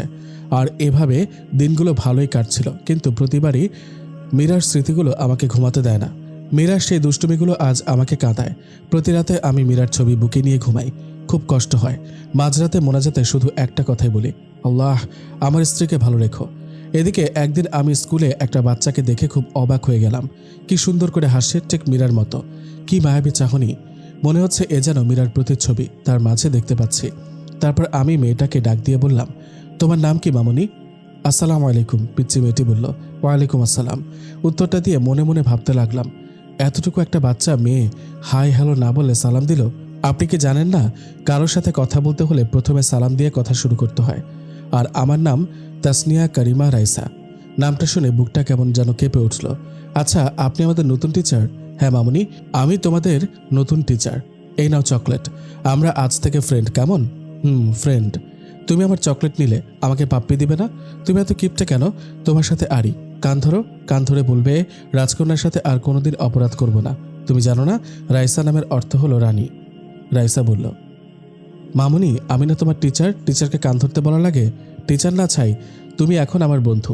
কিছুক্ষণ আগে চকলেট দিয়ে বন্ধু বানিয়েছি। তোমার টিচারগিরি ক্লাসে দেখাবে। এখন কান ধরো, নইলে ফাইন ধরবো। কথাগুলো বলে মুখ চেপে হেসে দিল। আমি কি বলবো ঠিক ভেবে পাচ্ছি না, খুব হাসি পাচ্ছে। মেয়েটার চোখের দিকে তাকিয়ে দেখি মেয়েটা রাগী লোক নিয়ে তাকিয়ে আছে। কি হলো, আমার কথা বুঝোনি? বন্ধু হলে কেন? বন্ধু হয়েছে যেহেতু কান ধরে বলো, আর এমন অপরাধ হবে না। যদি কান না ধরো তাহলে দাঁত পড়ে যাবে, আর দাঁত পড়ে গেলে বিয়ে হবে না। তারপর আমি রাইসার কথা শুনে কান ধরে বললাম, আচ্ছা, আমার ভুল হয়ে গেছে, আর এমন ভুল হবে না। বলেই মেয়েটাকে টান দিয়ে কোলে নিয়ে গালে মুখে চুমু দিয়ে বললাম, মামুনি, এখন হয়েছে? বেশ হয়েছে, তুমি সত্যি অনেক ভালো। তখন হঠাৎ পাশ থেকে 10 বছরের মতো একটা মেয়ে এসে বলল, রাইসা, আব্বু এসেছে, চলো, দাঁড়িয়ে আছে। ও আপু, তুমি আমার ফ্রেন্ডের সাথে পরিচিত হয়ে নাও। এই যে স্যার, এটা আমার আপু রিচি। রিচি আপু, আমার স্যারকে সালাম দাও। আসসালামু আলাইকুম, আমি রিচি। স্যার আজকে আসি। বলতেই হঠাৎ দেখে একটা ভদ্রলোক এসে রাইসাকে কোলে নিল। রাইসা বাবাই বাবাই বলে লোকটাকে জড়িয়ে ধরল। তারপর লোকটা রাইসা আর রিচিকে নিয়ে গাড়ি করে চলে গেল। মনে মনে ভাবলাম, আজ যদি মীরা বেঁচে থাকতো তাহলে আমাদের সন্তানটাও ঠিক এতটুকুই বড় হতো। তখন নিজের অজান্তেই চোখের পাতাটা ভিজে উঠল, আর সাথে সাথেই মীরার চাঁদ মুখটা ভেসে উঠেছে স্মৃতিপটে। এদিকে বাসায় এসে দেখি বাবা অসুস্থ। তারপর বাবাকে নিয়ে হসপিটালে গেলাম। ডাক্তারের রুমে গিয়ে স্কুলের সেই ভদ্রলোকটাকে দেখলাম কেমন বিচলিত ভঙ্গিতে বসে আছে। তারপর ডাক্তার লোকটিকে বলল, রফিক সাহেব, যদি ও নেগেটিভ রক্ত না পাওয়া যায় 4 ঘন্টার ভেতর, তাহলে আপনার মেয়েকে বাঁচানো সম্ভব না। এদিকে আমি একজন ডাক্তারকে নিয়ে বাবাকে দেখালাম। ডাক্তার বলল, তেমন কিছু না, প্রেশারটা একটু বেড়েছে। তারপর আমি বাবার বেড থেকে বের হয়ে পাশের বেডের দিকে তাকাতেই বুকটা কেমন হু হু করে কেঁদে উঠল। কি মায়াবী মুখটা, কেমন যেন অন্ধকারে ঢাকা পড়ে গেছে। মুখে অক্সিজেন মাস্ক লাগানো, মনে হচ্ছে এ যেন আমার নিজের আপন কেউ। আর কেন আমার এতটা কষ্ট হচ্ছে মেয়েটাকে দেখে? বুকের ভেতর চিনচিনে ব্যথা করছে। তারপর আমি ডাক্তারের রুমে গিয়ে বললাম, মেয়েটার কি হয়েছে? তখন পাশ থেকে লোকটি বলল, গতকাল স্কুলে থেকে আসার সময় আমাদের গাড়ি নিয়ন্ত্রণ হারিয়ে অ্যাক্সিডেন্ট হয়। রাইসা মামুনির প্রচুর ব্লাড চায়, মাথায় অনেক আঘাত পেয়েছে। তার মা মেয়ের খবর শুনে অজ্ঞান হয়ে পড়ে আছে। মেয়েটা যদি কিছু হয়ে যায় তাহলে তার মা বাঁচবে না। যদি এখন রক্ত না পাওয়া যায়, আল্লাহ জানে কি হবে। কথাটা বলেই কেঁদে দিল।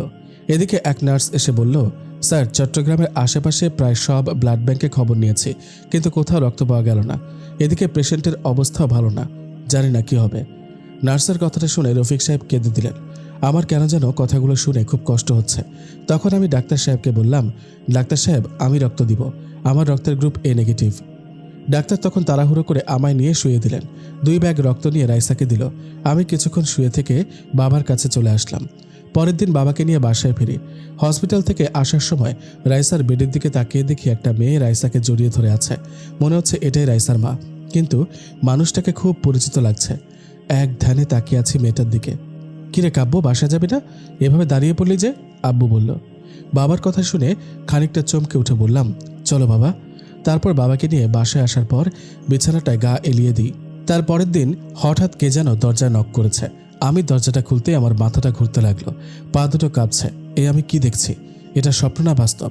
মীরা, তুমি বেঁচে আছো? হ্যাঁ, বেঁচে আছি। তুমি কি ভেবেছিলে আমি মরে গেছি? যাকে আল্লাহ বাঁচিয়ে রাখে তাকে কেউ মারতে পারে না। কিন্তু আমি যে স্পষ্ট দেখছি সেটা তুমি রোড অ্যাক্সিডেন্টে মারা গিয়েছ। তুমি ভুল দেখেছো কাব্য। তুমি জানো না, এই পৃথিবীতে একজন মানুষের ন্যায় আরও 7 জন মানুষ রয়েছে। আচ্ছা বাদ দাও, এই নাও আমার বিয়ের কার্ড। তুমি কিন্তু আসবেই, আঙ্কেল আন্টির সাথে জান্নাতকেও নিয়ে আসবে। মীরা, তোমার বিয়ে মানে? কি বলছো এসব? আর আমি তোমাকে ভালোবাসি, বড্ড বেশি ভালোবাসি। আমি আমার ভুল বুঝতে পেরেছি, প্লিজ আমাকে ক্ষমা করে দাও। তোমাকে ছাড়া সত্যি আমি বাঁচব না, প্লিজ আমাকে ছেড়ে যেও না। বিশ্বাস করো, এখন আমার বুক থেকে তোমাকে আর কেউ কেড়ে নিতে পারবে না। কান্না করতে করতে কথাগুলো বললাম। চোখ থেকে তখন টুপটাপ করে পানি পড়ছে। নিজের অজান্তেই তখন মীরার হাতটা আমি ধরে ফেললাম, কিন্তু মীরা ঠাস ঠাস করে চর বসিয়ে দিল আমার গালে। তারপর হঠাৎ কি যেন পড়ার শব্দে আমার ঘুম ভেঙে যায়। উঠে ফ্লোরের দিকে চেয়ে দেখি বুক থেকে মীরার ছবিটা পড়ে ভেঙে গিয়েছে। তার মানে এতক্ষণ যা দেখলাম সব স্বপ্ন ছিল। গলাটা শুকিয়ে গেছে। টেবিল থেকে এক গ্লাস পানি খেয়ে এসে বিছানায় থপ করে বসে পড়লাম।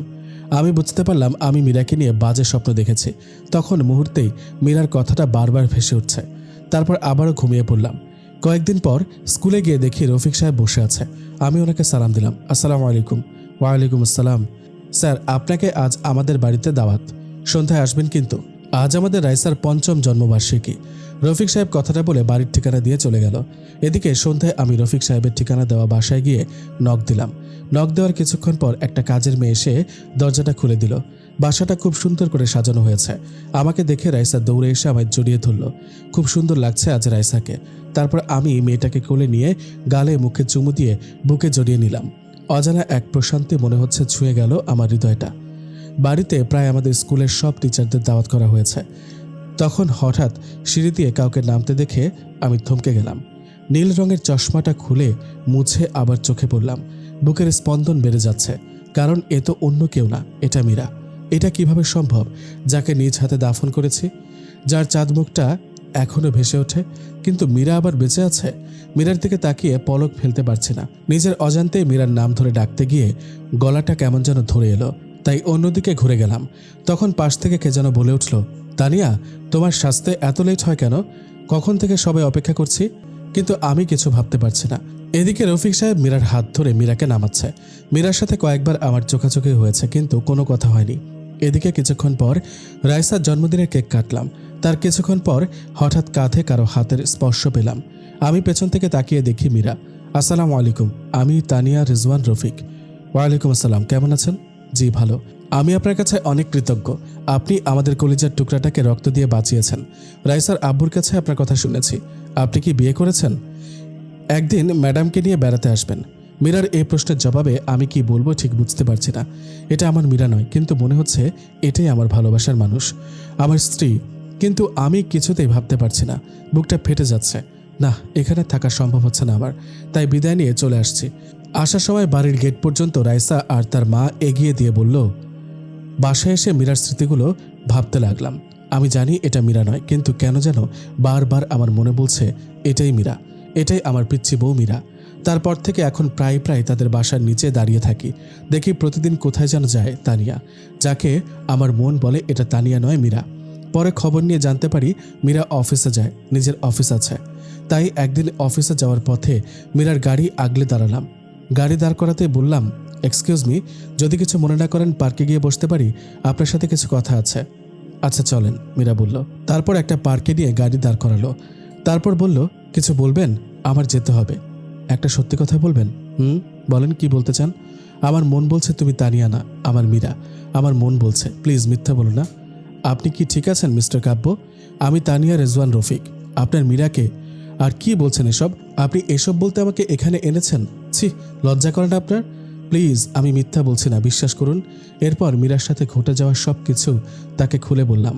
তারপর উনি বলল, কি আশ্চর্য, আপনি কি আমাকে নাটকের স্ক্রিপ্ট শোনাচ্ছেন? প্লিজ, আমি জানি তুমি আমার মীরা, তুমি আমার সাথে মিথ্যা বলছো। কি আশ্চর্য, আমার বিয়ে হয়েছে, বাচ্চাও আছে 2টা। প্লিজ মীরা, তুমি আমার মীরা, বলো তুমি মিথ্যা বলছো। আমার মন কখনো মিথ্যা বলে না। কথাটা বলেই মীরার হাতটা ধরে ফেললাম, আর সাথে সাথেই মীরা হাতটা ছাড়িয়ে ঠাস ঠাস করে চর বসিয়ে দিয়ে বলতে লাগলো, আমি আপনাকে অনেক ভালো ভেবেছিলাম, কিন্তু আপনার যে চরিত্র খারাপ তা এখন আর বোঝার বাকি রইল না আমার। লজ্জা করে না অন্যের স্ত্রীর হাত ধরতে? আপনার কি বউ নেই? আর আপনি ভালো করে জানেন আমার স্বামী আর 2টা মেয়ে আছে।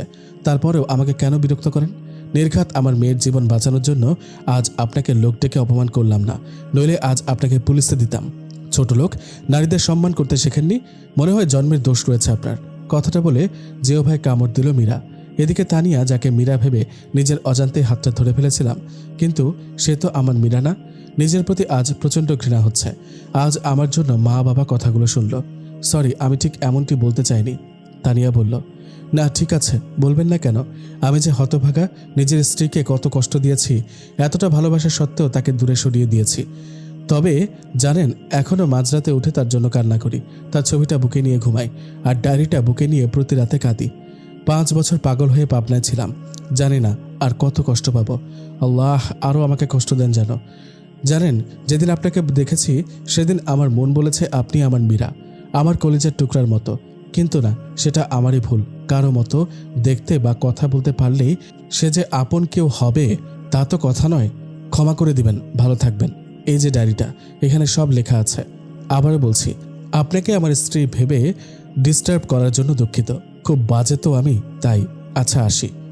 চোখ দিয়ে অঝোর ধারায় পানি পড়ছে, আর বাঁচার ইচ্ছা করছে না, বুকটা ফেটে যাচ্ছে। এখন শুধু বারবার মীরার চাঁদ মুখটা ভেসে উঠছে।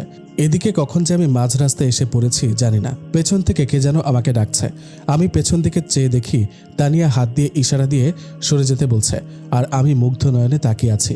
এদিকে তানিয়া দৌড়ে আসছে। কি সুন্দর লাগছে, মনে হচ্ছে আমার কলিজার টুকরা মীরা দৌড়ে আসছে আমাকে ভালোবাসার পরম শিহরণে জড়িয়ে নেওয়ার জন্য। হঠাৎ কি যেন ধাক্কা দিয়ে শূন্যে উড়িয়ে ফেলে দিল। পাশ দিয়ে একটা বাস চলে গেল। আমি ধাক্কা খেয়ে রাস্তায় একপাশে গড়িয়ে পড়লাম। চোখ দুটি রক্তে বন্ধ হয়ে আসছে, নাক মুখ দিয়ে রক্ত বের হচ্ছে। অনুভব করতে পারছি কেউ বুকের সাথে শক্ত করে জড়িয়ে ধরে আছে আমায়, আর বলছে, ক্ষমা করে দাও আমায়, আমি তোমার মীরা, তোমার কিচ্ছু হবে না, আমাকে ছেড়ে কোথাও যেতে পারো না। তারপর আর কিছু মনে নেই। অন্যদিকে একদল লোক এসে আমাকে হাসপাতালে নিয়ে যায়। এদিকে মীরাকে আজ পাগল পাগল লাগছে। ফোনটা বের করে কাব্যর বাবার কাছে ফোন দিয়ে কাঁদতে লাগলো। কিরে মা, কাঁদছিস কেন? কি হয়েছে? কথা বলছিস না কেন? বাবা, বাবা, কাব্য, কাব্য, কি হয়েছে কাব্যর?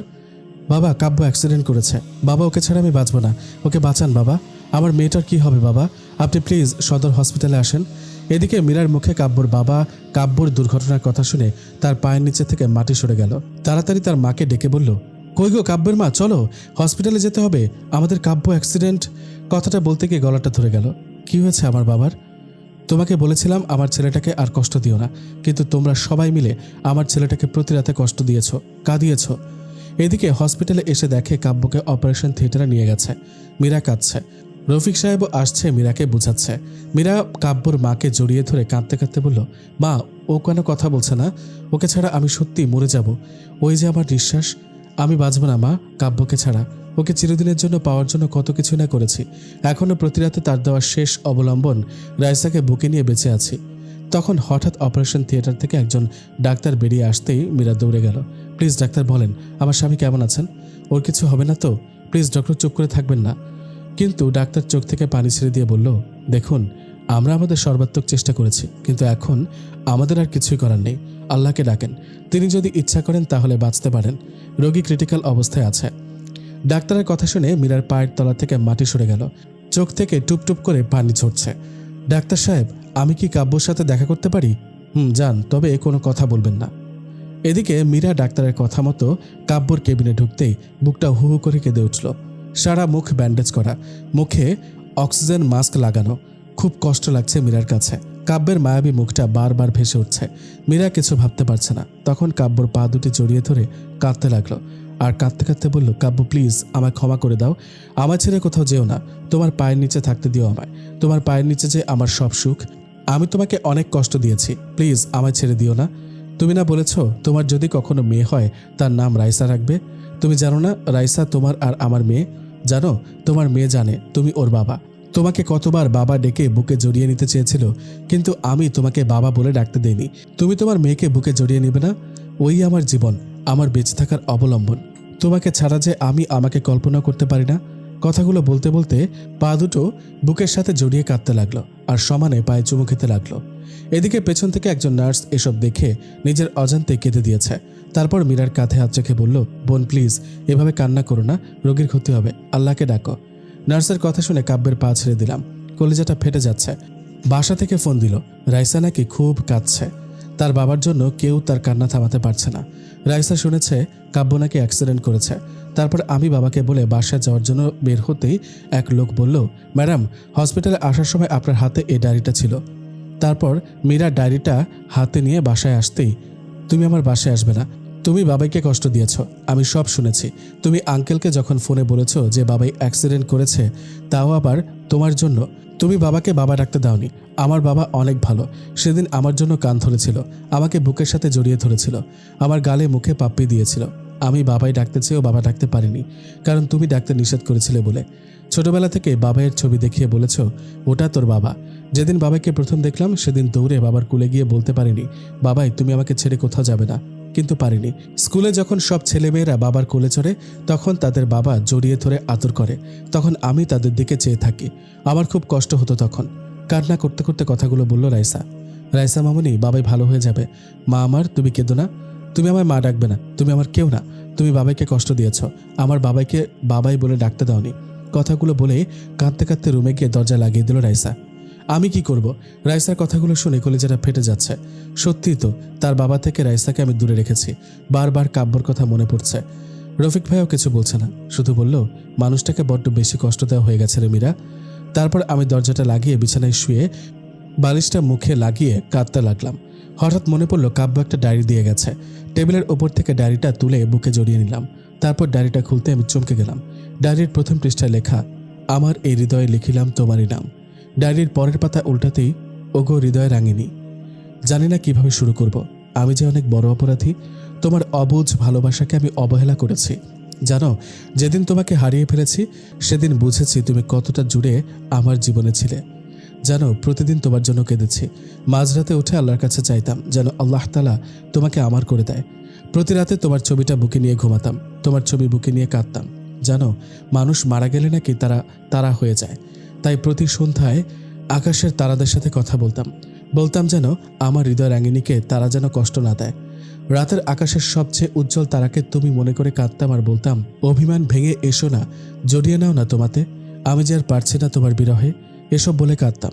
কিন্তু তুমি এতটাই আমার প্রতি অভিমান করেছিলে যে যার জন্য আমার সাথে কথা বলো না, শুধু করুণ দৃষ্টিতে আমার দিকে তাকিয়ে থাকতে। সত্যি কি তুমি আমাকে ক্ষমা করবে না? জানো খুব ইচ্ছা করে তোমাকে এই মরুর বুকে জড়িয়ে নিয়ে শান্ত করতে আমারই প্রাণ। মীরা জানো আজ একটা বাচ্চা মেয়েকে দেখে তোমার কথা বড্ড বেশি মনে পড়েছে। বাচ্চাটা দেখতে ঠিক তোমার মতোই। আমি এতটাই হতভাগা, নিজের বাচ্চাকে নিজের হাতে নষ্ট করেছি। জানো এখনও সেই রাতের কথাগুলো ভুলতে পারি না। তোমাকে দেওয়া প্রতিটা চরের আঘাত আমার কলিজাতে লেগেছে। জানো পরের দিন যখন বাচ্চাটাকে ব্লাড দিলাম, সেদিন মনে হয়েছে আমার খুব কাছের কাউকে আমি রক্ত দিচ্ছি। বাচ্চাটার জন্মদিনে বাচ্চাটাকে বুকে জড়িয়ে নিতেই তোমার শরীরের গন্ধ পেলাম। কিন্তু যখনই সিঁড়িতে তোমার মতোই কাউকে দেখলাম, তখন সত্যি ভেবে নিয়েছিলাম আল্লাহ আমার ডাক শুনেছে। আমি আনন্দে আত্মহারা হয়ে গিয়েছিলাম। কিন্তু যখন শুনছিলাম ওটা তুমি মীরা নও, আমাকে চিনো না, তখন আমার কলিজাটা ফেটে যাচ্ছিল। যখন রফিক সাহেব এসে হাত ধরল আমার কাছে, তখন মনে হয়েছিল কেউ যেন আমার কলিজাটা দুমড়ে মুচড়ে ছিঁড়ে নিয়ে যাচ্ছে। জানো তুমি নেই জেনেও নিজের অজান্তে পাগলামি করেছি আর বাসায় এসে কেঁদে বুক ভাসিয়েছি। পরের দিন ঠিক করলাম তোমার জন্য লেখা ডায়েরিটা তানিয়া আপুকে দিয়ে তোমার কাছে চলে আসব। আমি যে আর পারছি না মীরা, মৃত্যুর পথ বেছে নেওয়া ছাড়া আমার আর কোনো উপায় নেই। তোমাকে ছাড়া যে এখন আমার নিঃশ্বাস নিতে কষ্ট হয়, কষ্টটা আরও বেশি হয় যখন তোমারই মতো তানিয়া নামক মেয়েটা তার স্বামীর হাত ধরে আমারই সামনে দিয়ে হেঁটে যায়। জানো তখন বড্ড বেশি তোমার কথা মনে পড়ে। কি করব আমি? তোমাকে ছাড়া যে আর বাঁচতে পারছি না। তোমাকে নিয়ে লেখা শেষ অবলম্বনটা তোমাকে মনে করে তানিয়া আপুকেই দিয়ে গেলাম। জানো খুব কষ্ট হচ্ছে লেখাগুলো লিখতে। আমি আসছি মীরা। ডায়েরিটা পড়তেই চোখ দিয়ে জল গড়িয়ে পড়ল মীরার আজকে একটা মিথ্যার জন্যই কাব্য মৃত্যুর কিনারায়। খুব কষ্ট হচ্ছে মীরার। কাব্যের মুখটা বারবার মীরার সামনে ভেসে উঠছে, মীরার কানে বারবার বাজছে কাব্যের লেখা শেষ কথাগুলো। মীরা এসব ভাবছিল আর তখনই হঠাৎ বাইরে কিছু ভাঙার শব্দ পেল। মীরা তাড়াতাড়ি করে রুমের বাইরে এসে দেখে রাইসা কাঁদছে আর খাবারের প্লেট ফেলে দিয়েছে। মা রাগ করে না, খেয়ে নাও। তুমি আমাকে মা বলবে না, আমাকে বাবাইয়ের কাছে নিয়ে যাও। আর তুমি আমার বাবাইকে কষ্ট দিয়েছ, আমার সাথে কথা বলবে না। প্লিজ রাইসা, মা আমার, তোমার বাবার কিছুই হবে না, প্লিজ কান্না করো না, খেয়ে নাও। কান্না চেপে বলল মীরা, আমাকে বাবাইয়ের কাছে নিয়ে যাও, বাবাইকে না দেখে আমি খাবো না। হঠাৎ তখনই সবুজকে ঘরে আসতে দেখেই মীরা ভাইয়া বলে কেঁদে দিয়ে বলল, ভাইয়া কাব্য বাঁচবে না, কাব্যকে ছাড়া আমিও যে বাঁচব না ভাইয়া। সবুজ মীরাকে বুকে নিয়ে সান্ত্বনা দিয়ে বলল, কান্না করিস না বোন, আল্লাহ তাআলা সব ঠিক করে দিবেন। তোর কান্না যে আমি দেখতে পারি না। মা বাবাকে তো ছোটবেলায় হারিয়েছি, তানিয়াকেও প্রথম দেখাতেই হারিয়ে ফেলেছি। তোকে খুন করার জন্য সাথী নামের মেয়েটা কন্ট্যাক্ট করেছিল। তোকে খুন করতে এসে তোর গলার লকেট দেখে চিনে ফেলি তুই আমার ছোটবেলার হারিয়ে যাওয়া বোন মীরা। কিন্তু সে সময় তানিয়াকে গাড়ির নিচে পিষ্ট হতে দেখি। তোর চেহারা তানিয়ার মতো ছিল, তাই তখন দেখলাম তানিয়া রাস্তার পাশে পড়ে আছে। দৌড়ে বুকে টেনে নিই। সন্ত্রাসী ছিলাম, মানুষের রক্ত দেখলে হাসি পেত, কিন্তু যখন নিজের বোনটার রক্ত আমার শার্ট ভিজে যাচ্ছিল তখন বুঝেছি আপন মানুষদের রক্ত শুধু তাদের শরীর থেকে ঝরে না, আপন মানুষটির কলিজা থেকেও ঝরে। তোকে আর তানিয়াকে পেয়ে অন্ধকার রাস্তা থেকে সরে আসি। তারপর কাব্যর বাবার প্ল্যান অনুযায়ী তানিয়াকে মীরা বানিয়ে কাব্যের বাড়িতে পাঠায় আর রিচি পায় তার মাকে। রিচির বাবা রফিক ভাইয়ের সাথে সব প্ল্যান করি, কিন্তু এজন্য যে কাব্য আজকে মৃত্যুর মুখোমুখি হবে তা জানলে কখনো এতটা মিথ্যার আশ্রয় নিতাম না। এদিকে হঠাৎ রাইসা দৌড়ে এসে মীরাকে জড়িয়ে ধরে বলল, মম চলো না বাবাইয়ের কাছে, আমার সাথে বাবাই কথা বলবে। তোমাদের সবার সাথে রাগ করে থাকলেও আমার সাথে বাবাই রাগ করে থাকতে পারবে না। বাবাই জানে আমার সাথে অভিমান করলে তাকে কান ধরে উঠবস করতে হবে। তারপর মীরাকে কিছু বলতে দেওয়ার আগেই রাইসা মীরাকে জোর করে গাড়িতে তুলে নিয়ে গাড়ি চালাতে চলল। মীরা রাইসাকে নিয়ে হসপিটালে আসতেই রাজের বাবার সাথে দেখা হয়। মারে কেমন আছিস? বাবা, আমি সত্যি অনেক অপরাধী হয়ে গেলাম। নিজের স্বামীকে কোনো স্ত্রী এতটা কষ্ট দিত না। বাবা, সত্যি কাব্যকে ছাড়া আমি বাঁচব না। অন্যদিকে রাইসা তার বাবার রুমে গিয়েই বলতে লাগলো, ও বাবাই কেমন আছো তুমি? কথা বলবে না আমার সাথে বাবাই? জানো বাবাই, তোমাকে মম কষ্ট দিয়েছে বলে মমের সাথে আড়ি দিয়েছি। ঠিক করেছে না বাবাই তুমি আমাকে বুকে নিবে না? আমাকে জড়িয়ে ধরে আম্মু ডাকবে না? হঠাৎ তখন একটা নার্স এসে বলল, মামুনি, এখানে কথা বলা যাবে না। আপনি চুপ করেন তো, দেখছেন না আমি আমার বাবাইয়ের সাথে কথা বলছি? কথা বলবেন না একদম, আমার বাবাই রাগ করবে। ও বাবাই, তুমি জানো মা তোমার জন্য কত কান্না করে? তোমাকে আমি ছোটবেলা থেকে দেখেছি মায়ের সাথে একটি ছবিতে। বাবাই স্কুলের সব মেয়েরা তার বাবাইয়ের সাথে ঘুরে বেড়ায়, তাদের বাবাই চকলেট আইসক্রিম কিনে দেয়। আমি এসব কিচ্ছু চাই না, তুমি কথা বলো বাবাই, তাহলেই হবে। কথা বলছো না কেন? দেখছো না তোমার রাইসা কাঁদছে? প্লিজ বাবা, কথা বলো। আর চুপ করে থেকো না, আমাকে বুকে নাও না, তোমার বুকে যেতে খুব ইচ্ছা করছে। ও বাবাই, এত অভিমান কিসের তোমার? হ্যাঁ, মাও কাঁদছে বাবাই। বাবাই, মা তোমার জন্য রাতে কান্না করে, আমাকে বুকে নিয়ে তোমার নাম বলে ঘুমের ঘোরেও কান্না করে। তুমি দেখো দাদুভাই কাঁদছে। কথা বলবে না আমার সাথে? আমি কিচ্ছু খাইনি, তুমি খাইয়ে দেবে আমায়? তুমি খাইয়ে না দিলে আমি কিন্তু খাবো না। ও বাবা, কথা বলছো না কেন? আমার খুব কষ্ট হচ্ছে বাবাই, আমার বুকের মাঝে ব্যথা করছে বাবাই। কথাগুলো বলছে আর কাঁদছে রাইসা। এদিকে রাইসার কান্না দেখে সবাই কাঁদছে। মীরার কাছে মনে হচ্ছে তার কলিজাটা ফেটে যাচ্ছে। কিছুক্ষণ পর কাব্য কেমন জানি করতে লাগলো। ডাক্তার এসে দেখতেই কাব্য কেমন যেন নড়াচড়া বন্ধ করে দিল। তারপর রুম থেকে বের হয়ে ডাক্তার চোখের পানি ছেড়ে দিয়ে বলল, সরি। কথাটা শুনেই মীরা হসপিটালের ফ্লোরে পড়ে গেল। তারপর সবাই মীরাকে নিয়ে বেডে শুয়ে দিল। এদিকে সবাই কান্না করছে, রাইসা গিয়ে কাব্যের মাথায় হাত বুলিয়ে দিচ্ছে আর বাবাই বাবাই করে ডাকছে। রাইসার কান্না দেখে সবাই কাঁদছে। কাব্যের স্যালাইন নেওয়া বন্ধ হয়ে গেছে। হঠাৎ তখনই ডাক্তার এসে কাব্যর মুখ থেকে অক্সিজেন মাস্ক খুলে দিল। তারপর স্যালাইনটাও খুলে দিয়ে বলল, কাব্য আর কোনোদিন ফিরবে না, যা ভেবেছিলাম তাই হলো। এদিকে মীরা ভাবতে পারছে না যে কাব্য মারা গেছে। সবাই কান্না করছে, মীরা নিস্তব্ধ হয়ে গেছে। রাইসা কাঁদছে আর বলছে, বাবাই, ও বাবাই, কথা বলো বাবাই, কথা বলবেন আমার সাথে? বাবাই, তুমি আর আমাকে পাপ্পি দেবে না? আমার না খুব কষ্ট হচ্ছে বাবাই। আল্লাহ কি বিচ্ছি বলে আমার চোখের পানি দেখে না? ও আল্লাহ, তুমি তো বলেছো ছোট বাচ্চারা নিষ্পাপ হয়, তাদের কোনো পাপ থাকে না, তাদের কথা অগ্রাহ্য করতে পারো না। ও আল্লাহ, দেখো আমি কাঁদছি, তুমি আমার বাবাইকে বলো আমার সাথে কথা বলতে। তুমি কথা বলতে বললেই বাবাই আর চুপ করে থাকতে পারবে না। দেখো তো, বাবাই আমার সাথে অভিমান করেছে, আমাকে কুলে নেয় না, আদর করে না। আমার কষ্ট হয় না বুঝি? বাবাই, ও বাবাই, কথা বলো। মা, দেখো বাবাই কথা বলছে না, বাবাইকে বলো কথা বলতে। এদিকে সবাই কাব্যর জানাজা করে কবরে নিয়ে যাচ্ছে। মীরা বাকরুদ্ধ হয়ে গেছে, ফ্যালফ্যাল করে তাকিয়ে আছে কাব্যের চলে যাওয়ার দিকে। মীরার কলিজাটা ফেটে যাচ্ছে। আজ একটি ভুলের জন্য কাব্য সারা জীবনের জন্য হারিয়ে গেল মীরার জীবন থেকে। মম, বাবাইকে কোথায় নিয়ে যায় বলো না মা? বাবাইকে সবাই কোথায় নিয়ে যায়? বাবা কি রাগ করেছে তাই নিয়ে যাচ্ছে? বাবা আর কখনো আসবে মা? বলো না মা, আমার বাবাইকে সবাই কোথায় নিয়ে যায়? রাইসার কথা শুনে মীরার কষ্টে বুকটা ফেটে যাচ্ছে, নিঃশ্বাস নিতে কষ্ট হচ্ছে। রাইসাকে বুকের সাথে শক্ত করে জড়িয়ে ধরেছে মীরা। রাইসাকে কি বলবে সে উত্তর যে মীরার কাছে নেই। এদিকে কাব্যকে কবরে নামালে মীরা আর থাকতে পারে না, দৌড়ে চলে যায় কবরের কাছে। গিয়ে বলতে লাগে, আমি আমার স্বামীকে কোথাও যেতে দিব না, তোমরা কেউ আমার স্বামীকে দূরে সরিয়ে দিও না। এদিকে মীরার চিল্লানি শুনে কাব্যর বাবা মীরাকে গিয়ে জিজ্ঞেস করলো, কি হয়েছে মা, তুই কাঁদছিস কেন? বাবা, কাব্যকে কবর দিয়ে দিচ্ছে। বাবা প্লিজ, কাব্যকে কবর দিতে দিয়েন না, ওকে ছাড়া আমি বাঁচব না। বাবা সত্যি, ওকে ছাড়া মরে যাব। মারে, তুই দুঃস্বপ্ন দেখছিস, কাব্য বেঁচে আছে। ডাক্তার আল্লাহকে ডাকতে বলল। আমি জানি তুই কাব্যকে অনেক ভালোবাসিস, এত কষ্ট দেওয়ার পরেও তুই ওকে ভালোবেসে গিয়েছিস। কাব্য কোথায় বাবা? কাব্যের বেডে। মীরা দৌড়ে গিয়ে কাব্যের বেডে গিয়ে দেখে রাইসা কাব্যের বুকে শুয়ে আছে, মুখে অক্সিজেন মাস্ক লাগানো, শরীরে স্যালাইন যাচ্ছে। মীরা তাড়াতাড়ি গিয়ে কাব্যের কপালে চুমু দিয়ে কাব্যের পা ধরে কাঁদতে লাগলো। প্লিজ, তুমি আমাকে ছেড়ে দিও না, কিভাবে বাঁচবো আমি তোমায় ছাড়া? তুমি যে আমার জীবন, তুমি যে আমার ভালোবাসা।